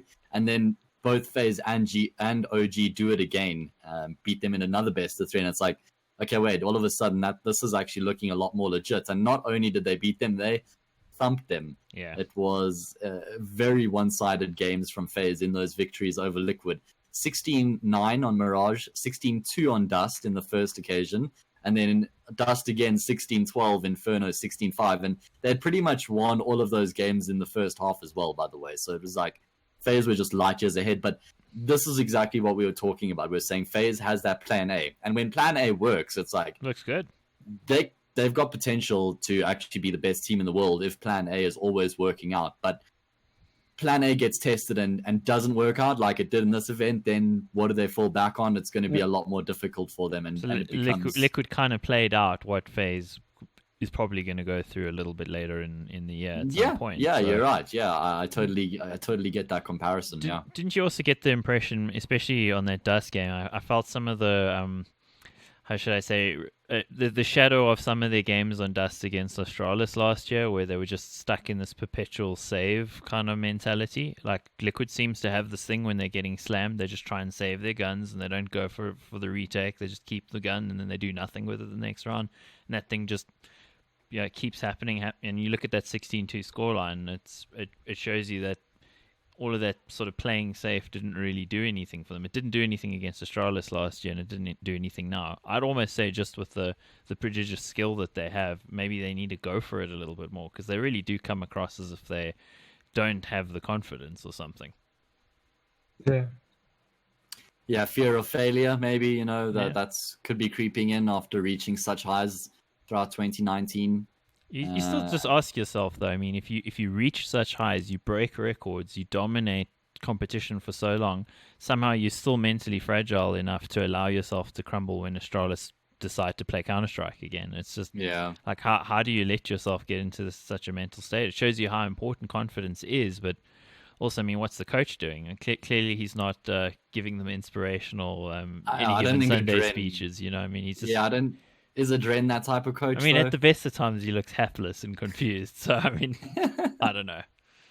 Yeah, I feel like I'm assuming. I feel like he's more of an analyst than a coach. Yeah, I'd agree with that. I mean, he's certainly very competent. I mean, he's probably taught a lot of Counter-Strike players their trade. If you go back to 2014, 2015, and his YouTube content, he's very eloquent, but he doesn't seem to be that kind of leader, and I don't think that team has it. I mean, that's topics obviously been covered to death by other podcasts, but yeah, it just does feel like they don't have that figure. You'd kind of hope Stewie would be that, but apparently not enough. Problem is Stewie's going through his own issues in terms of his just natural form, and that's going to affect your own confidence. So the problem is, if he's the only person doing that when he's playing badly, it's much less likely that he's going to be the one that sits there and cheese up the rest of the team. And it just filters through the rest of the team. Yeah. I mean, the one team I think that we have probably skipped a little bit is probably G2 as well. That's where I was going next. Opened my mouth to say it, and you just took the words right there. I mean, G2 finally looking like they can string more than one series together, looking good. Very surprising, honestly. I mean, if I look at the results, 2-0, 2-0, 2-1. I mean, for G2 Kenny looking real good again. Yeah. Jeezy was sharp, eh? I mean... Yeah. That series against 100 Thieves, the level of domination that Kenny laid down there is, I mean, it was like some of those shots were sort of like, you're just catching your breath. You're like, how did he do that? But I mean, this is what we expected from Kenny in the past. And we haven't seen a hell of a lot of it in the last couple of years. So it's good to see him back there. It's good to see G2 looking okay, because I mean, I think they took a lot of pain at the hands of a Cloud9, or was it ATK at the time? It was, yeah. That's a few months back already. I mean, that ATK team made their name again, beating G2. They got picked up by Cloud9. Obviously, a couple South Africans in the team. So, we know about them, but I don't think even us were sort of expecting G2 to be as bad as they were there. So I think without making any player changes, they somehow have picked themselves up and actually, fulfill their potential to a degree. Of course, this is one event, so we'd expect them to potentially still slip up somewhere, but I'd hope they can keep this going, because they really looked like a team. It didn't look like disparate elements like it looked like last year. Yeah, the one thing that I've actually felt with this G2 team is that ever since their inception, they've just been incredibly busy with events. They haven't really had an opportunity to go to the drawing board and actually figure out their fundamentals and figure out their roles. Keep in mind, they were also shifting from a French team to an English-speaking team, which completely changes the dynamic as well. True. And I'm looking at their events now, and they were playing 3 events a month sometimes in some cases. So it's like, when those problems started to creep in, they didn't really have the time to go to the drawing board and figure out the solutions to them and actually work through those issues. And now that there has been this extended player break, they've had some time where they can actually deeply discuss their issues and figure out what those core problems were. And I feel like with their coach Malik, I think he plays a really big role in developing the structure in the team. And now that they've had that time, I think we're seeing the results and they're reaping the rewards of investing that time. And I think that they are going to be a force to be reckoned with in 2020. Again, it's, in my opinion, another one of those teams that's greater than the sum of its parts. Yeah, absolutely. I'm excited to see what they can do. Hopefully, they can keep it going because, yeah, I just want to see vintage Kenny. I want to see him doing his thing, Let's styling not on forget people. Hunter either. I mean, you know that he actually holds the record for the longest.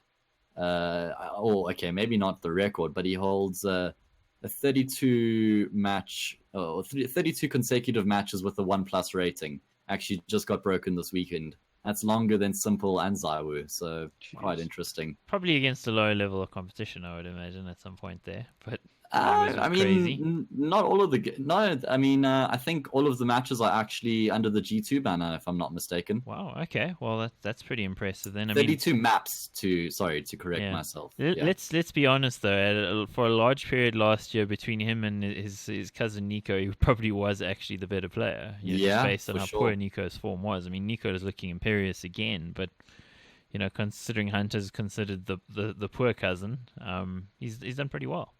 I mean, Nico was what, 10th, I think, in HLTV Top 20 2019. That must have stung, yeah. Am I correct? Or I mean, can't be far off. I don't remember actually. A player of Nico's caliber. I mean, that is just devastating. You think he's got to be like top 3, top 4 at all times, just based on the natural ability that he has. But I think it's that whole thing of trying to be the IGL, trying to do too much. I think it was possible to carry at that level of, when he was in his absolute prime playing for Mouse Sports back in the day, but I don't think he's quite that dialed in anymore. So, didn't really seem to work. Again, another one of those, you probably shouldn't have kicked the in-game leader scenarios. Yeah. I think he'll get back to those heights, though. Yeah, I'd agree with that. I mean, I don't know too much about what's going on within FaZe, but hey, I hope to see them do well. I think what we will move on to is let's talk about IEM Katowice, because we got a bunch of other things to talk about, but we're enjoying the sound of our voices and our bobbing talking heads way too much here, so we probably need to move on with this one. We didn't want to make this podcast too long, but of course, when you talk about Counter-Strike, passionate about Counter-Strike is kind of what happens. So we'll hit that IEM Katowice, I guess, preview we could call it. I don't know if we were going to look at it like that, but we look at this tournament, IEM Katowice, essentially a World Championship level event. It's got a ton of top teams. It is stacked, and I mean those groups are insane. And the tournament formats, I mean, best of threes all the way through double elim. I mean, it's whoever wins this it's as legit as it comes. I don't think this kind of tournament format at all lends itself to that sort of upset victory. I mean, if an IEM tournament was the Berlin Major, there's no way Avangard were making it to the final. So, I think these tournaments are, to me anyway, the gold standard of making sure that by the time you hit the playoffs, it's the guys who should be there. Yeah, one thing to mention is there's a few teams who will be playing their first matches of 2020. I guess there aren't too many. There's Fnatic, who will be heading into this event as it being their first, because it's just something we were discussing earlier about the Blast Premier and saying how teams have looked a little bit shaky with it being their first LAN event of the year.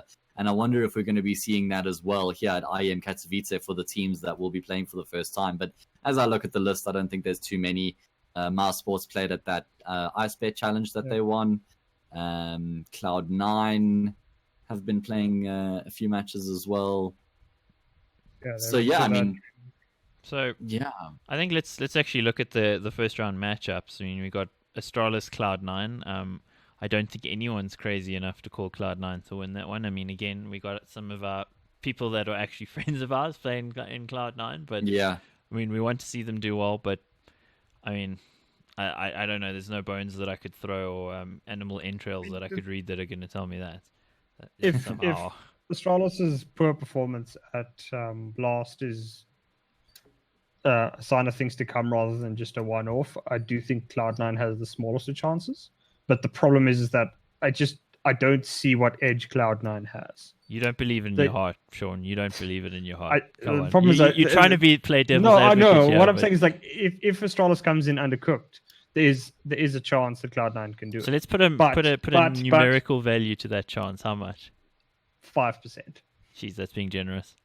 It's just like the problem is that like they have they don't have the same level of tactics. They don't have the same level of skill.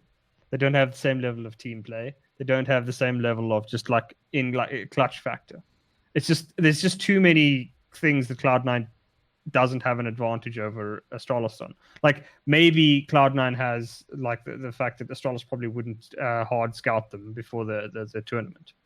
But that's not an advantage against Astralis unless you are good enough to actually tangle with them. So I just can't see Astralis failing 2 events in a row. It doesn't happen to that. Yeah, that's what I was also going to touch on. Is it's like, especially after this result at Blast Premier, and I know that's quite ironic because normally when a team loses, you'd say, okay, this is when they're the most vulnerable to actually losing a few more games, and we actually did see that happen in 2019 for Astralis. There was that little run of poor form, but I think because they played so poorly, or not that they played so poorly, but they did so much worse than they would have expected at Blast Premier, they're going to be coming back with a serious vengeance and a serious point to prove heading into IEM. So, yeah, I think that they're going to be even more motivated after the loss, which doesn't bode well for Cloud9. And again, I just want to emphasize again for all the South Africans listening to this and getting really angry with us right now. Don't be stupid. You know in your heart that this is not that they're not going to win. But if they do win, let us just say this: that it would be the greatest upset probably in the history of Counter-Strike. I mean, that complexity upset of Astralis actually ranks up there as one of the greatest upsets, and that was just a couple of weeks ago. If it happens again, it's insane levels. It's one for the history books. So if it happens, great. I would actually say this is a bigger upset. Oh, yeah, it's definitely a bigger upset. I mean, so if it were to happen, amazing. And I'm only saying that again because, I mean, we're South African. We wouldn't even be mentioning it because, honestly, like, nobody in their right mind would predict that. And, of course, if they do and you come to me and go, fuck you, you don't know anything, it's like, bullshit. Hindsight is 20/20. You don't fucking believe what you're saying at all. So don't come with that shit. As for, I mean, the next matches, I need to actually open it again. FaZe and Na'Vi is one coming up after that, and that is such a cool game. Both of the teams are in red hot form at the moment, so that's going to be a really good indicator. I think of who's actually legit. Hey? Said it's going to be a really good indicator of who's actually legit. Yeah, exactly what I was thinking as well. I mean, Simple looking so good, Nico looking so good, Cold as well. It's like this is the type of form we want both of these teams in when they're going head to head. And I'm looking at the betting odds here. I see that FaZe are the favorites, but not by much. Yeah. So my question, what I want to bet on is who's going to outbait who? Will it be Nico or will it be Cold? Jeez. No one outbaits Cold though, surely, right? Yeah. That's the. Don't hurt me, Brazilians. So yeah, I mean that's going to be a clash of the Titans, and it's also really going to be setting the tone for the rest of the event. I feel. Yeah, that one's going to really make a statement there. Yeah. So call it. What do you guys think? Who's winning that one? I think I'm gonna buy into the hype. I think that actually FaZe will win that one. I think Navi's got it. I'm going Na'Vi as well. I mean, Simple just looks so imperious. I can't believe that FaZe would actually be able to sustain that sort of level.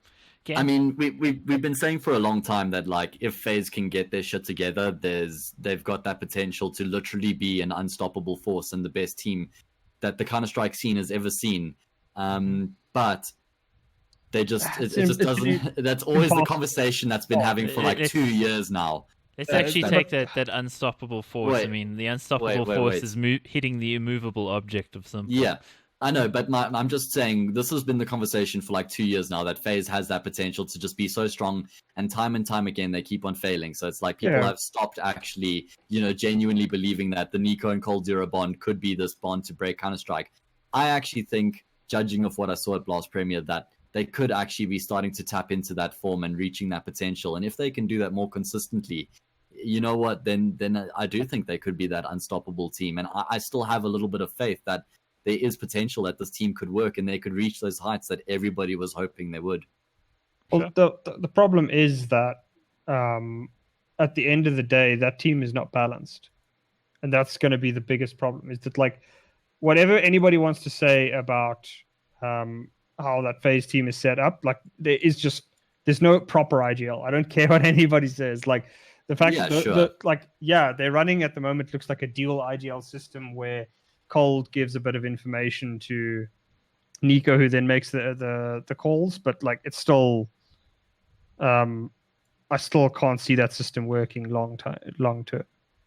Cool. Points have been made both sides. We'll call it a draw. Nip versus Vitality. Vitality all the way doesn't need more discussion, I don't think. Anybody want to say Nip's going to win that one?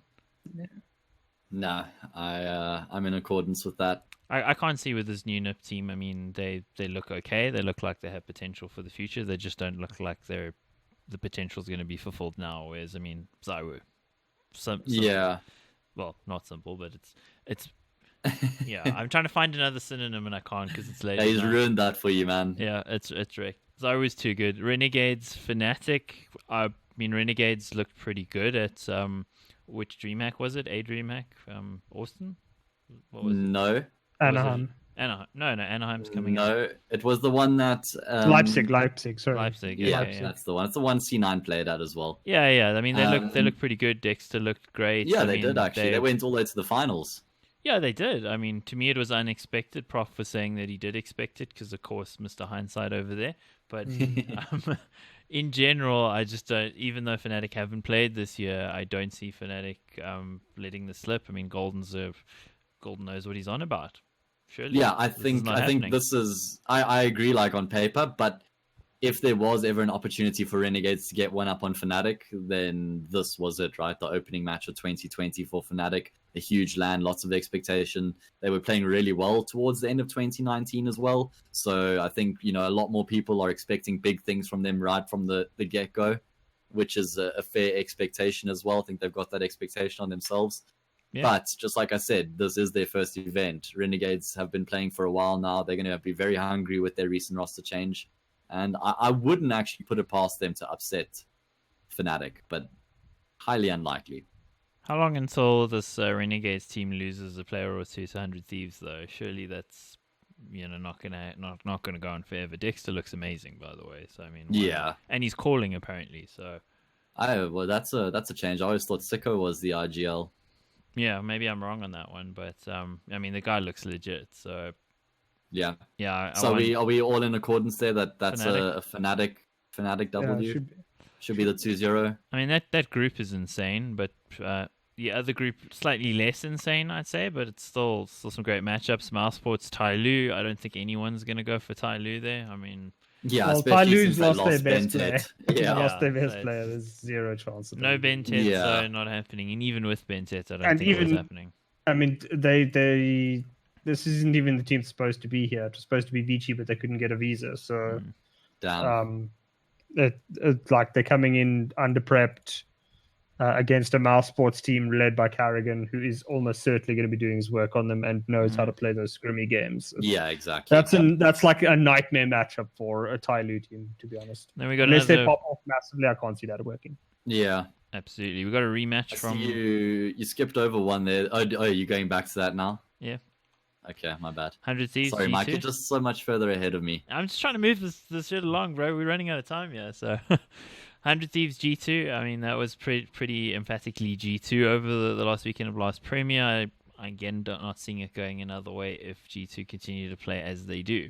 I mean, but that hasn't been the case for G2. If we look back over the past few months, it's been super hot one weekend, super on one game, and then just totally off the next. So I'm tentatively excited about them, but I'm not gonna hold my breath. I think that 100 Thieves certainly have the opportunity to bounce back heading to this tournament. I think they're going to be very disappointed with their performance at Blast Premier. So yeah, big game, and I actually think 100 Thieves are definitely within a shout there. Yeah. If like when I was watching 100 Thieves in the weekend, it just feels like they don't have a person that can like open rounds for them at the moment. You think that's JKS, surely? The problem is he's so good in the clutch that you don't really want him going in first, or you don't want him as part of the entry pack consistently. Sure. And that's I think what 100 Thieves is struggling with at the moment is that JKS is fantastic in late round scenarios. Gratisfaction on the AWP is solid, but he doesn't seem like he can open the can, so to speak, with an AWP.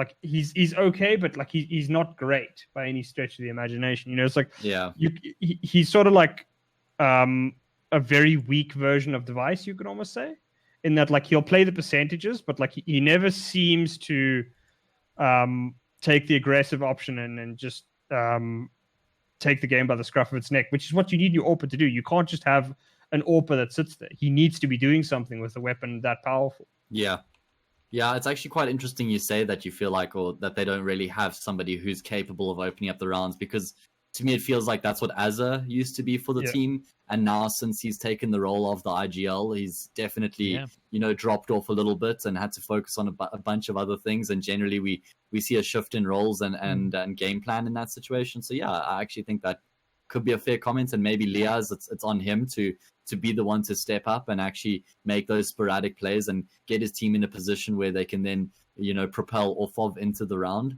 But yeah, maybe they need somebody to actually start taking that initiative. They'll work that out. I think that is something, when you look at it, they do just tend to have like a lot of passive players. So it's one of those things where, I mean, you say Liaz needs to do that, and he does, but he's also kind of like, it's a bunch of late round players. It almost feels like. So that's why you're not going to get it from Jacob for sure. No, so that's why I say, to me it almost seems like he's the one that you'd probably have to bank on to do that a bit more, because he is good and he certainly could do that, but like that's the only player that I think you could get that out of. Like Liaz was never brought in to be a fragger. Like they might say he's pretty strong, but like the months that he's been there, what has he done? He's been okay. He's never been a weak link, but he's never been fantastic. And that, I think, is the problem with 100 Thieves, is that JKS is clearly the best player. Azza is, for his level, a very good in-game leader, especially considering where he came from. Yeah. Jacob can have monster games, but it's sort of like, it's like a team of 65% players that with the potential to hit 90 on at any one given time. But they never seem to make it work consistently all on their day. So when it works, they're fantastic. When it doesn't, they're difficult to beat, but at the end of the day, fairly simple to beat. You'd struggle, I think, if for this team, for them to want to actually change anything, just because they've had their greatest success with this roster. Obviously, they had a large period of last year where they didn't have greatest faction because of visa issues, so they didn't get to keep that momentum. But they're basically in the end spot. Yeah. They're in the end spot from last year, is that you're good enough to consistently be dangerous, but you're never going to win a tournament. Yeah, that's probably a fair comment. That's why I said Renegades probably are going to lose a player at some point when 100 Thieves decide, okay, we do actually need somebody more aggressive. But anyway, we move on to the next one, Liquid versus Virtus.pro. And the new Virtus.pro, old Avangar, haven't really looked too hot so far. I think that's actually an understatement. Yeah, I'm being kind to them. Yeah, they looked horrendous. Looked really bad lately, which is unfortunate because they looked like a solid unit as Avangar, right? I mean, maybe they were probably a little bit overrated considering how high people were actually rating them, but their past couple of months have been abysmal. I mean, they've got a 37% win rate in the last 3 months. For a team that made a major final, that's... I mean, it just goes to show that it was a massive overperformance at the... Yeah. Exactly. Massive overperformance, format related to upsets, messing with the seeding, all sorts of things just conspired, I think, to make that look sort of the perfect storm for them. It just feels like they're so damn predictable, and like game time. as soon as their one and only game plan doesn't work out, it's like, all right, boys, pack up shop, move on to the next game, and hope that it does. Yeah. I mean, the problem is they need to evolve. The problem is you also know that, like, if you can get it into any sort of situation where it's like a 2-on-3 or a 3-on-2, and one of them is Jame, you just have a much higher chance of winning that situation than against most other teams, because Jame is so passive. And fair play to him, he wants to keep the AWP. It's a very powerful weapon in his hands, but like, he is good enough to make those situations happen. The fact that he just won't commit to helping out his team is a massive issue. Yeah, absolutely. So I don't think anyone is going for Virtus.pro there, Liquid should style that one, you'd expect. The other one is Mad Lions Evil Geniuses. There's like two very large contrasts in style. The antithesis of one is the other, essentially. Mad Lions extremely tactical and Hunden the worst fragger in the history of professional Counter-Strike, but probably one of the best in-game leaders. Yep. And you got Evil Geniuses that got all the fragging power. Yeah. And even then, I think Mad Lions could actually win this one. Yeah, I mean, they are on a hot streak at the moment, aren't they? They've been taking some names and... Yeah, that's also the kind of team that Mad Lions can do damage against. Because, as I was saying earlier, like, if you look at how Stanislaw calls, it's very much about the flow of the game. How do you, like, run the flow of the game against, like, an IGL as storied as Hunden? That guy knows his stuff. Like, he's abysmal in terms of fragging. He is... I mean, we're not joking when you say he's the worst professional like fragger of all time in CS:GO. Check the stats on HLTV. At his rating, I think the next lowest player is Zeus. But the man knows how to get the most out of his team. So that is a very, very dangerous. Right? Yeah. Well, no, not Coach Zeus. The X. The actual Zeus. Okay. Wow. Yeah. So. Like, Hunden is very, very bad as a player, but very, very good as an IGL. And, like, that is the kind of game that Evil Genius is all kinds of set up to lose. They tend to start off slow. Yeah. You're running into a guy that he's had a month or more to prep for you.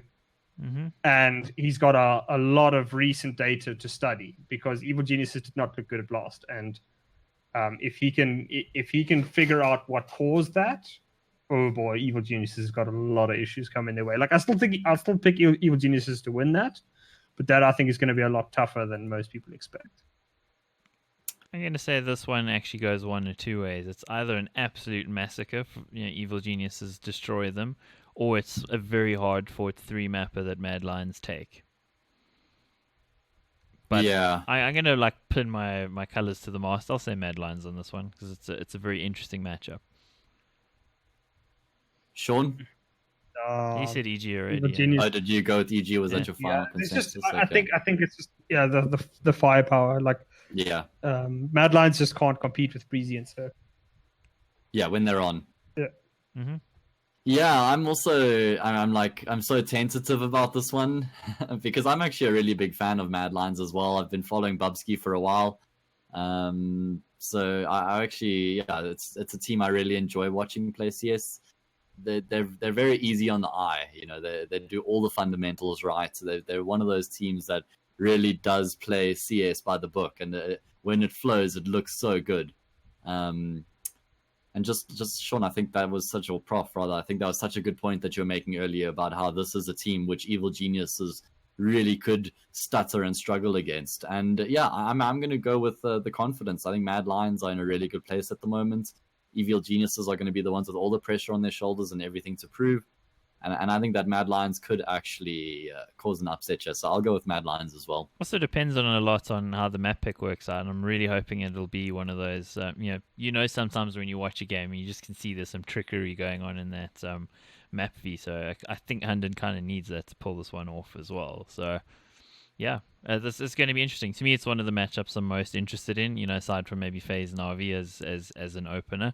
So yeah, let's see how that one goes. So I guess the next question here then, guys, is who do we think is going to take this tournament? Because we're not going to go through every stage. Oh, who could possibly play who? Sure, I mean, sure. Let's not make it that detailed. But we've given a little bit of an overview of the opening matchups, a little bit about the teams. I mean, where do you guys feel this is going to go? I mean, you're going to go with one of the big names? You're going to pull out something from the back pocket? What do you got, I'll Matt? jump in first. I'm going to say I think FaZe are going to win the event.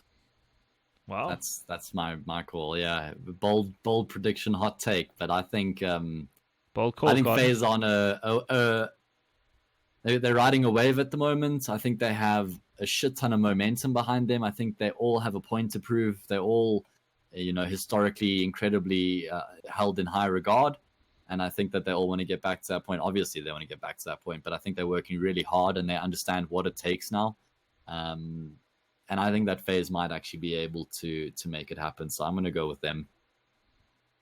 Sean, Prof. I just have a funny feeling Mouse Sports. I think they sort of flying under everyone's radar because they didn't go to last, and they won their last hit out. So True. They've had a tournament this year, yeah. I'd say Mouse Sports is going to be there or thereabouts come the end of the event. I don't know if they're going to win it. You got to say that's the question, yeah, Sean. So, are they going to win it? Oh, I'll go Mouse Sports. Yeah, you actually making me think twice here as well. I think the problem is that man Carrigan, like that man is an incredibly dangerous IGL to just like vaguely forget about. He's got a relatively easy bracket to get there as well. He's got to beat Tyloo, then he's going to have to beat 100 Thieves or G2 in the next round. Mm-hmm. And then in the playoff, it's one of, I'd say, Liquid or EG. Now, EG knocks Liquid out there. Mouse Sports has had Evil Geniuses on toast for the last 4 months. Yeah, that's a good point. So I think Mouse Sports at the very least will be in the final. And I think they have a good shot to win it at that point. Because outside of a FaZe going absolutely nuclear on them, or maybe a Na'Vi, they match up pretty well against everybody else. It's ironic that you say FaZe though, because it seems like Carrigan's had their number as well. We got to hope for that game, right, guys? Since he's shifted, FaZe. Come on. Yeah, it's been all Carrigan's way since they've played against each other. And I think he lives in their head rent free, actually. Oh yeah, definitely. I hope we get that matchup in the playoffs. That would be amazing. In fact, either way that it could go, because I mean, you get again that sort of story arc of Carrigan somehow, just with the resources he has, beating this multi-million-dollar team, or you have Nico going, finally I can compete with you as an IGL and I can frag too. That either of those storylines is pretty compelling. So. The problem with this, that's the only way FaZe wins against Mouse Sports, is to literally just frag them out of the server. Because Mouse will or Carrigan will come with better strats and a better reading of the game than FaZe. And we're talking again a tricky map veto where he pulls something crazy out. He's gonna eat them alive in that veto. He eats everybody alive in the veto. Like the only reason that he couldn't beat Prime Astralis was because they could play just about everything. And even then he could still beat them at times with that old FaZe team. So yeah, the man is a legend for a reason. There's a reason he's going to be going to the Hall of Fame the day he does decide to hang up. I'm actually super excited now. Just talking about these are tantalizing prospects. What's your name call, I'm gonna pull out. I'm gonna go with the predictable. What shirt do I own? The Astralis shirt. So I'm gonna go with one of us had to say it. Surely, yeah, I mean, can you imagine 3 pundits and not one of them predicts Astralis to win the event? I just don't see Astralis having back-to-back tournaments that bad. I mean, it would be unprecedented. We haven't really seen that out of them except for their Blastralis period last year where they were kind of bottling it because they weren't really working as hard. And I mean, there were some factors behind the scenes as well. But in general, their work ethic is pretty much unparalleled. They've got one of the best coaches in the game who's both a motivator and a guy who brings some amazing tactics. You got Glaive, the best in-game leader currently. I mean, we talk about Carrigan, but Glaive is actually the guy with all the real achievements. So, I mean, the guy is a monster. He can also pop off individually. They've got the players to do it. I just don't see it happening back-to-back. I mean, there is the chance that... If you look at the bracket that they've got, it's a pretty rough bracket. Oh, it is. So that's where I was going. Yeah, I mean, the Cloud9 thing is a soft sort of underhanded throw. I mean, sorry again, Cloud9, but that's going to get them out of the gates pretty easily. But, I mean, you've got Vitality next up, most likely. That's going to be tough because you've got to neutralize Ziwu. They have done that pretty well, though, in the past, so I would kind of bank on them to do it again.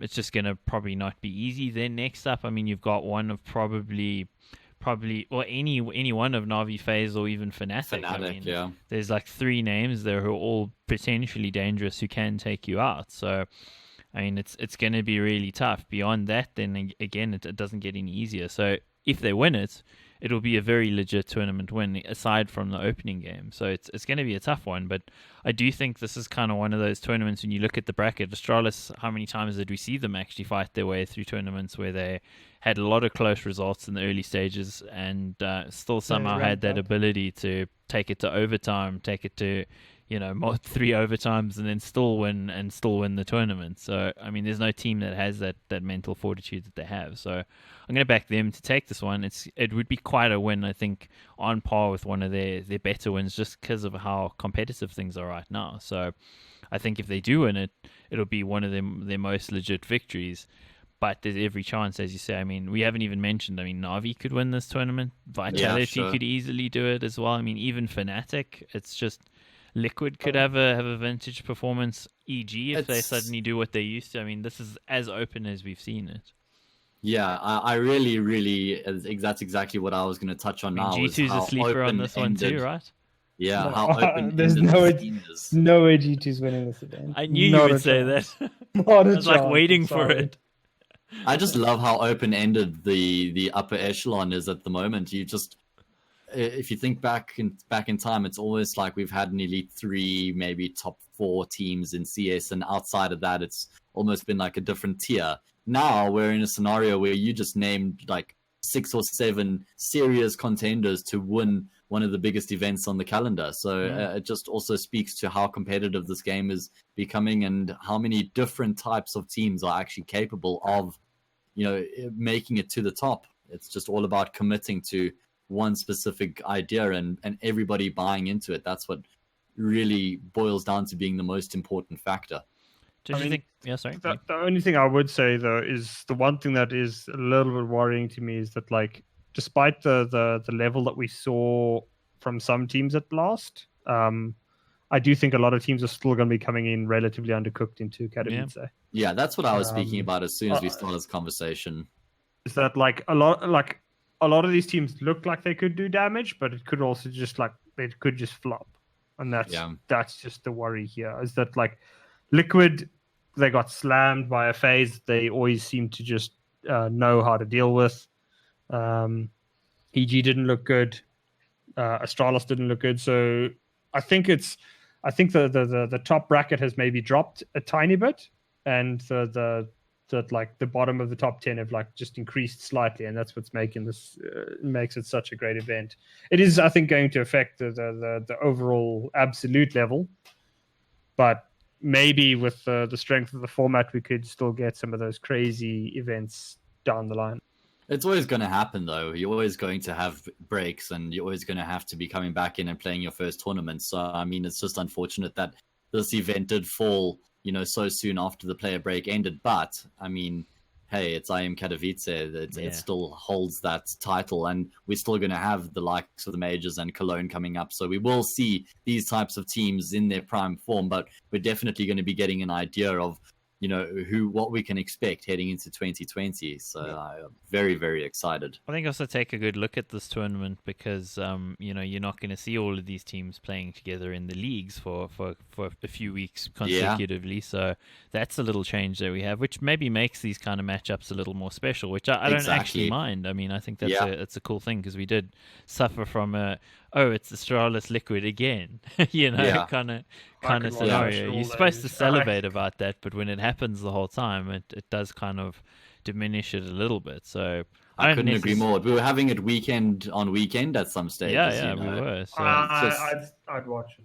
I know, I'd still watch it. The three of us would totally, that's the extremist case. When you look at it from a common viewer's perspective, it definitely does take away from the quality and from the value of those matches. A best of 3 between Astralis and Liquid is supposed to be, one of the most hotly contested matches out there, and you want the hype leading into it to meet that expectation as well, and just feel like you said it got a little bit diluted last year, and this might remedy that. Yeah, I mean that's maybe a positive that people aren't thinking about, but I think I like that take. I agree with that. It could be an interesting one where we just see a couple of the teams.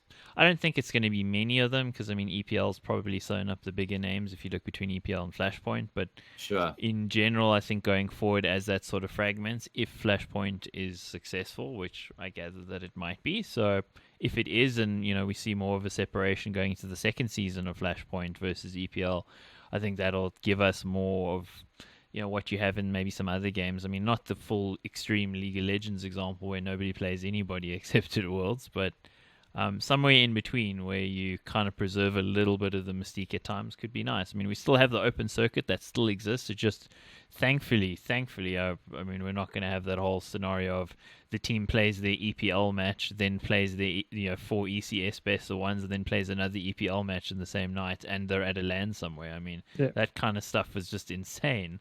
Like, I don't know if you remember some of those scenarios where a team was like playing at a LAN and they'll play like, 8 or 9 maps of Counter-Strike because they're playing their online leagues from there too. It's just stupid. I'm glad those days are over. And that long may they be dead. But yeah, do you remember when we were having ECS and EPL like games stacked on top of each other even as well? Yeah. On the same night, it just gets like insane. It was stupid. So difficult to like keep track of everything that's going on. I gather these leagues are gonna overlap a little bit, but it's just they're on LAN as opposed to online, so that kind of changes the dynamic nicely. I mean, that has been the case with EPL for a while now, but overall, let's see where it goes. I guess we'll talk about that more on a future episode.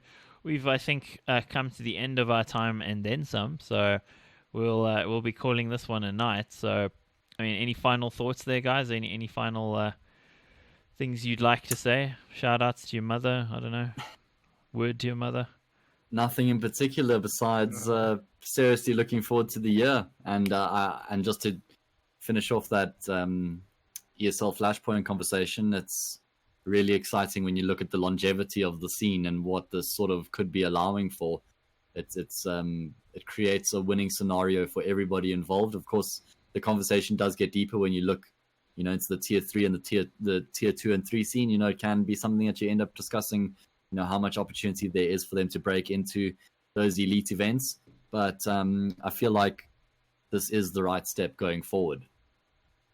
Yeah, I'd agree with that. That's a pretty good summary. Prof, you got anything? I mean, I just hope that we get enough CS throughout the year that we'll maintain a good level of competition, because there were times, I think, when the CS on show at Blast was a little bit disappointing considering the expectations we had for some of those teams coming in, and the long breaks are going to kill a lot of the teams, I think. But with the long breaks, we don't kill the players, so there's a plus. So player lives matter, guys. Well said. So I think that's been our show, Mid-Round Call. Thanks for joining us for Mid-Round Call. I'm just going to say Mid-Round Call a bunch of times and hope for YouTube algorithm like goodness to happen. Of course, it doesn't really work like that, but yeah. You've been watching Mid-Round Call. See, I can't get it right. I'm axtremes, and in the middle of saying that, I got it wrong. HAzE, that's the guy on my left, all right, depending on how this actually shakes out. And Prof on the other side, Prophecy Gaming. You got our Twitter handles. You know where to find us, where to get angry with us. Send your death threats to HAzE. He deserves them. What? No witty retorts. Closing my DMs. Okay, closing your DMs. All those business inquiries is going to bounce off. Oh, because I'm getting so many of them at the moment. Right now, it's breaking the bank. Oh, geez. Okay, well, that's been our show, guys. Join us for more Mid-Round Call in a week or so when we talk a bit more about Katowice and some of the other things that are happening. Hope you enjoyed us. Let us know what you thought, and we'll catch you in the next one. Cheers. Cheers.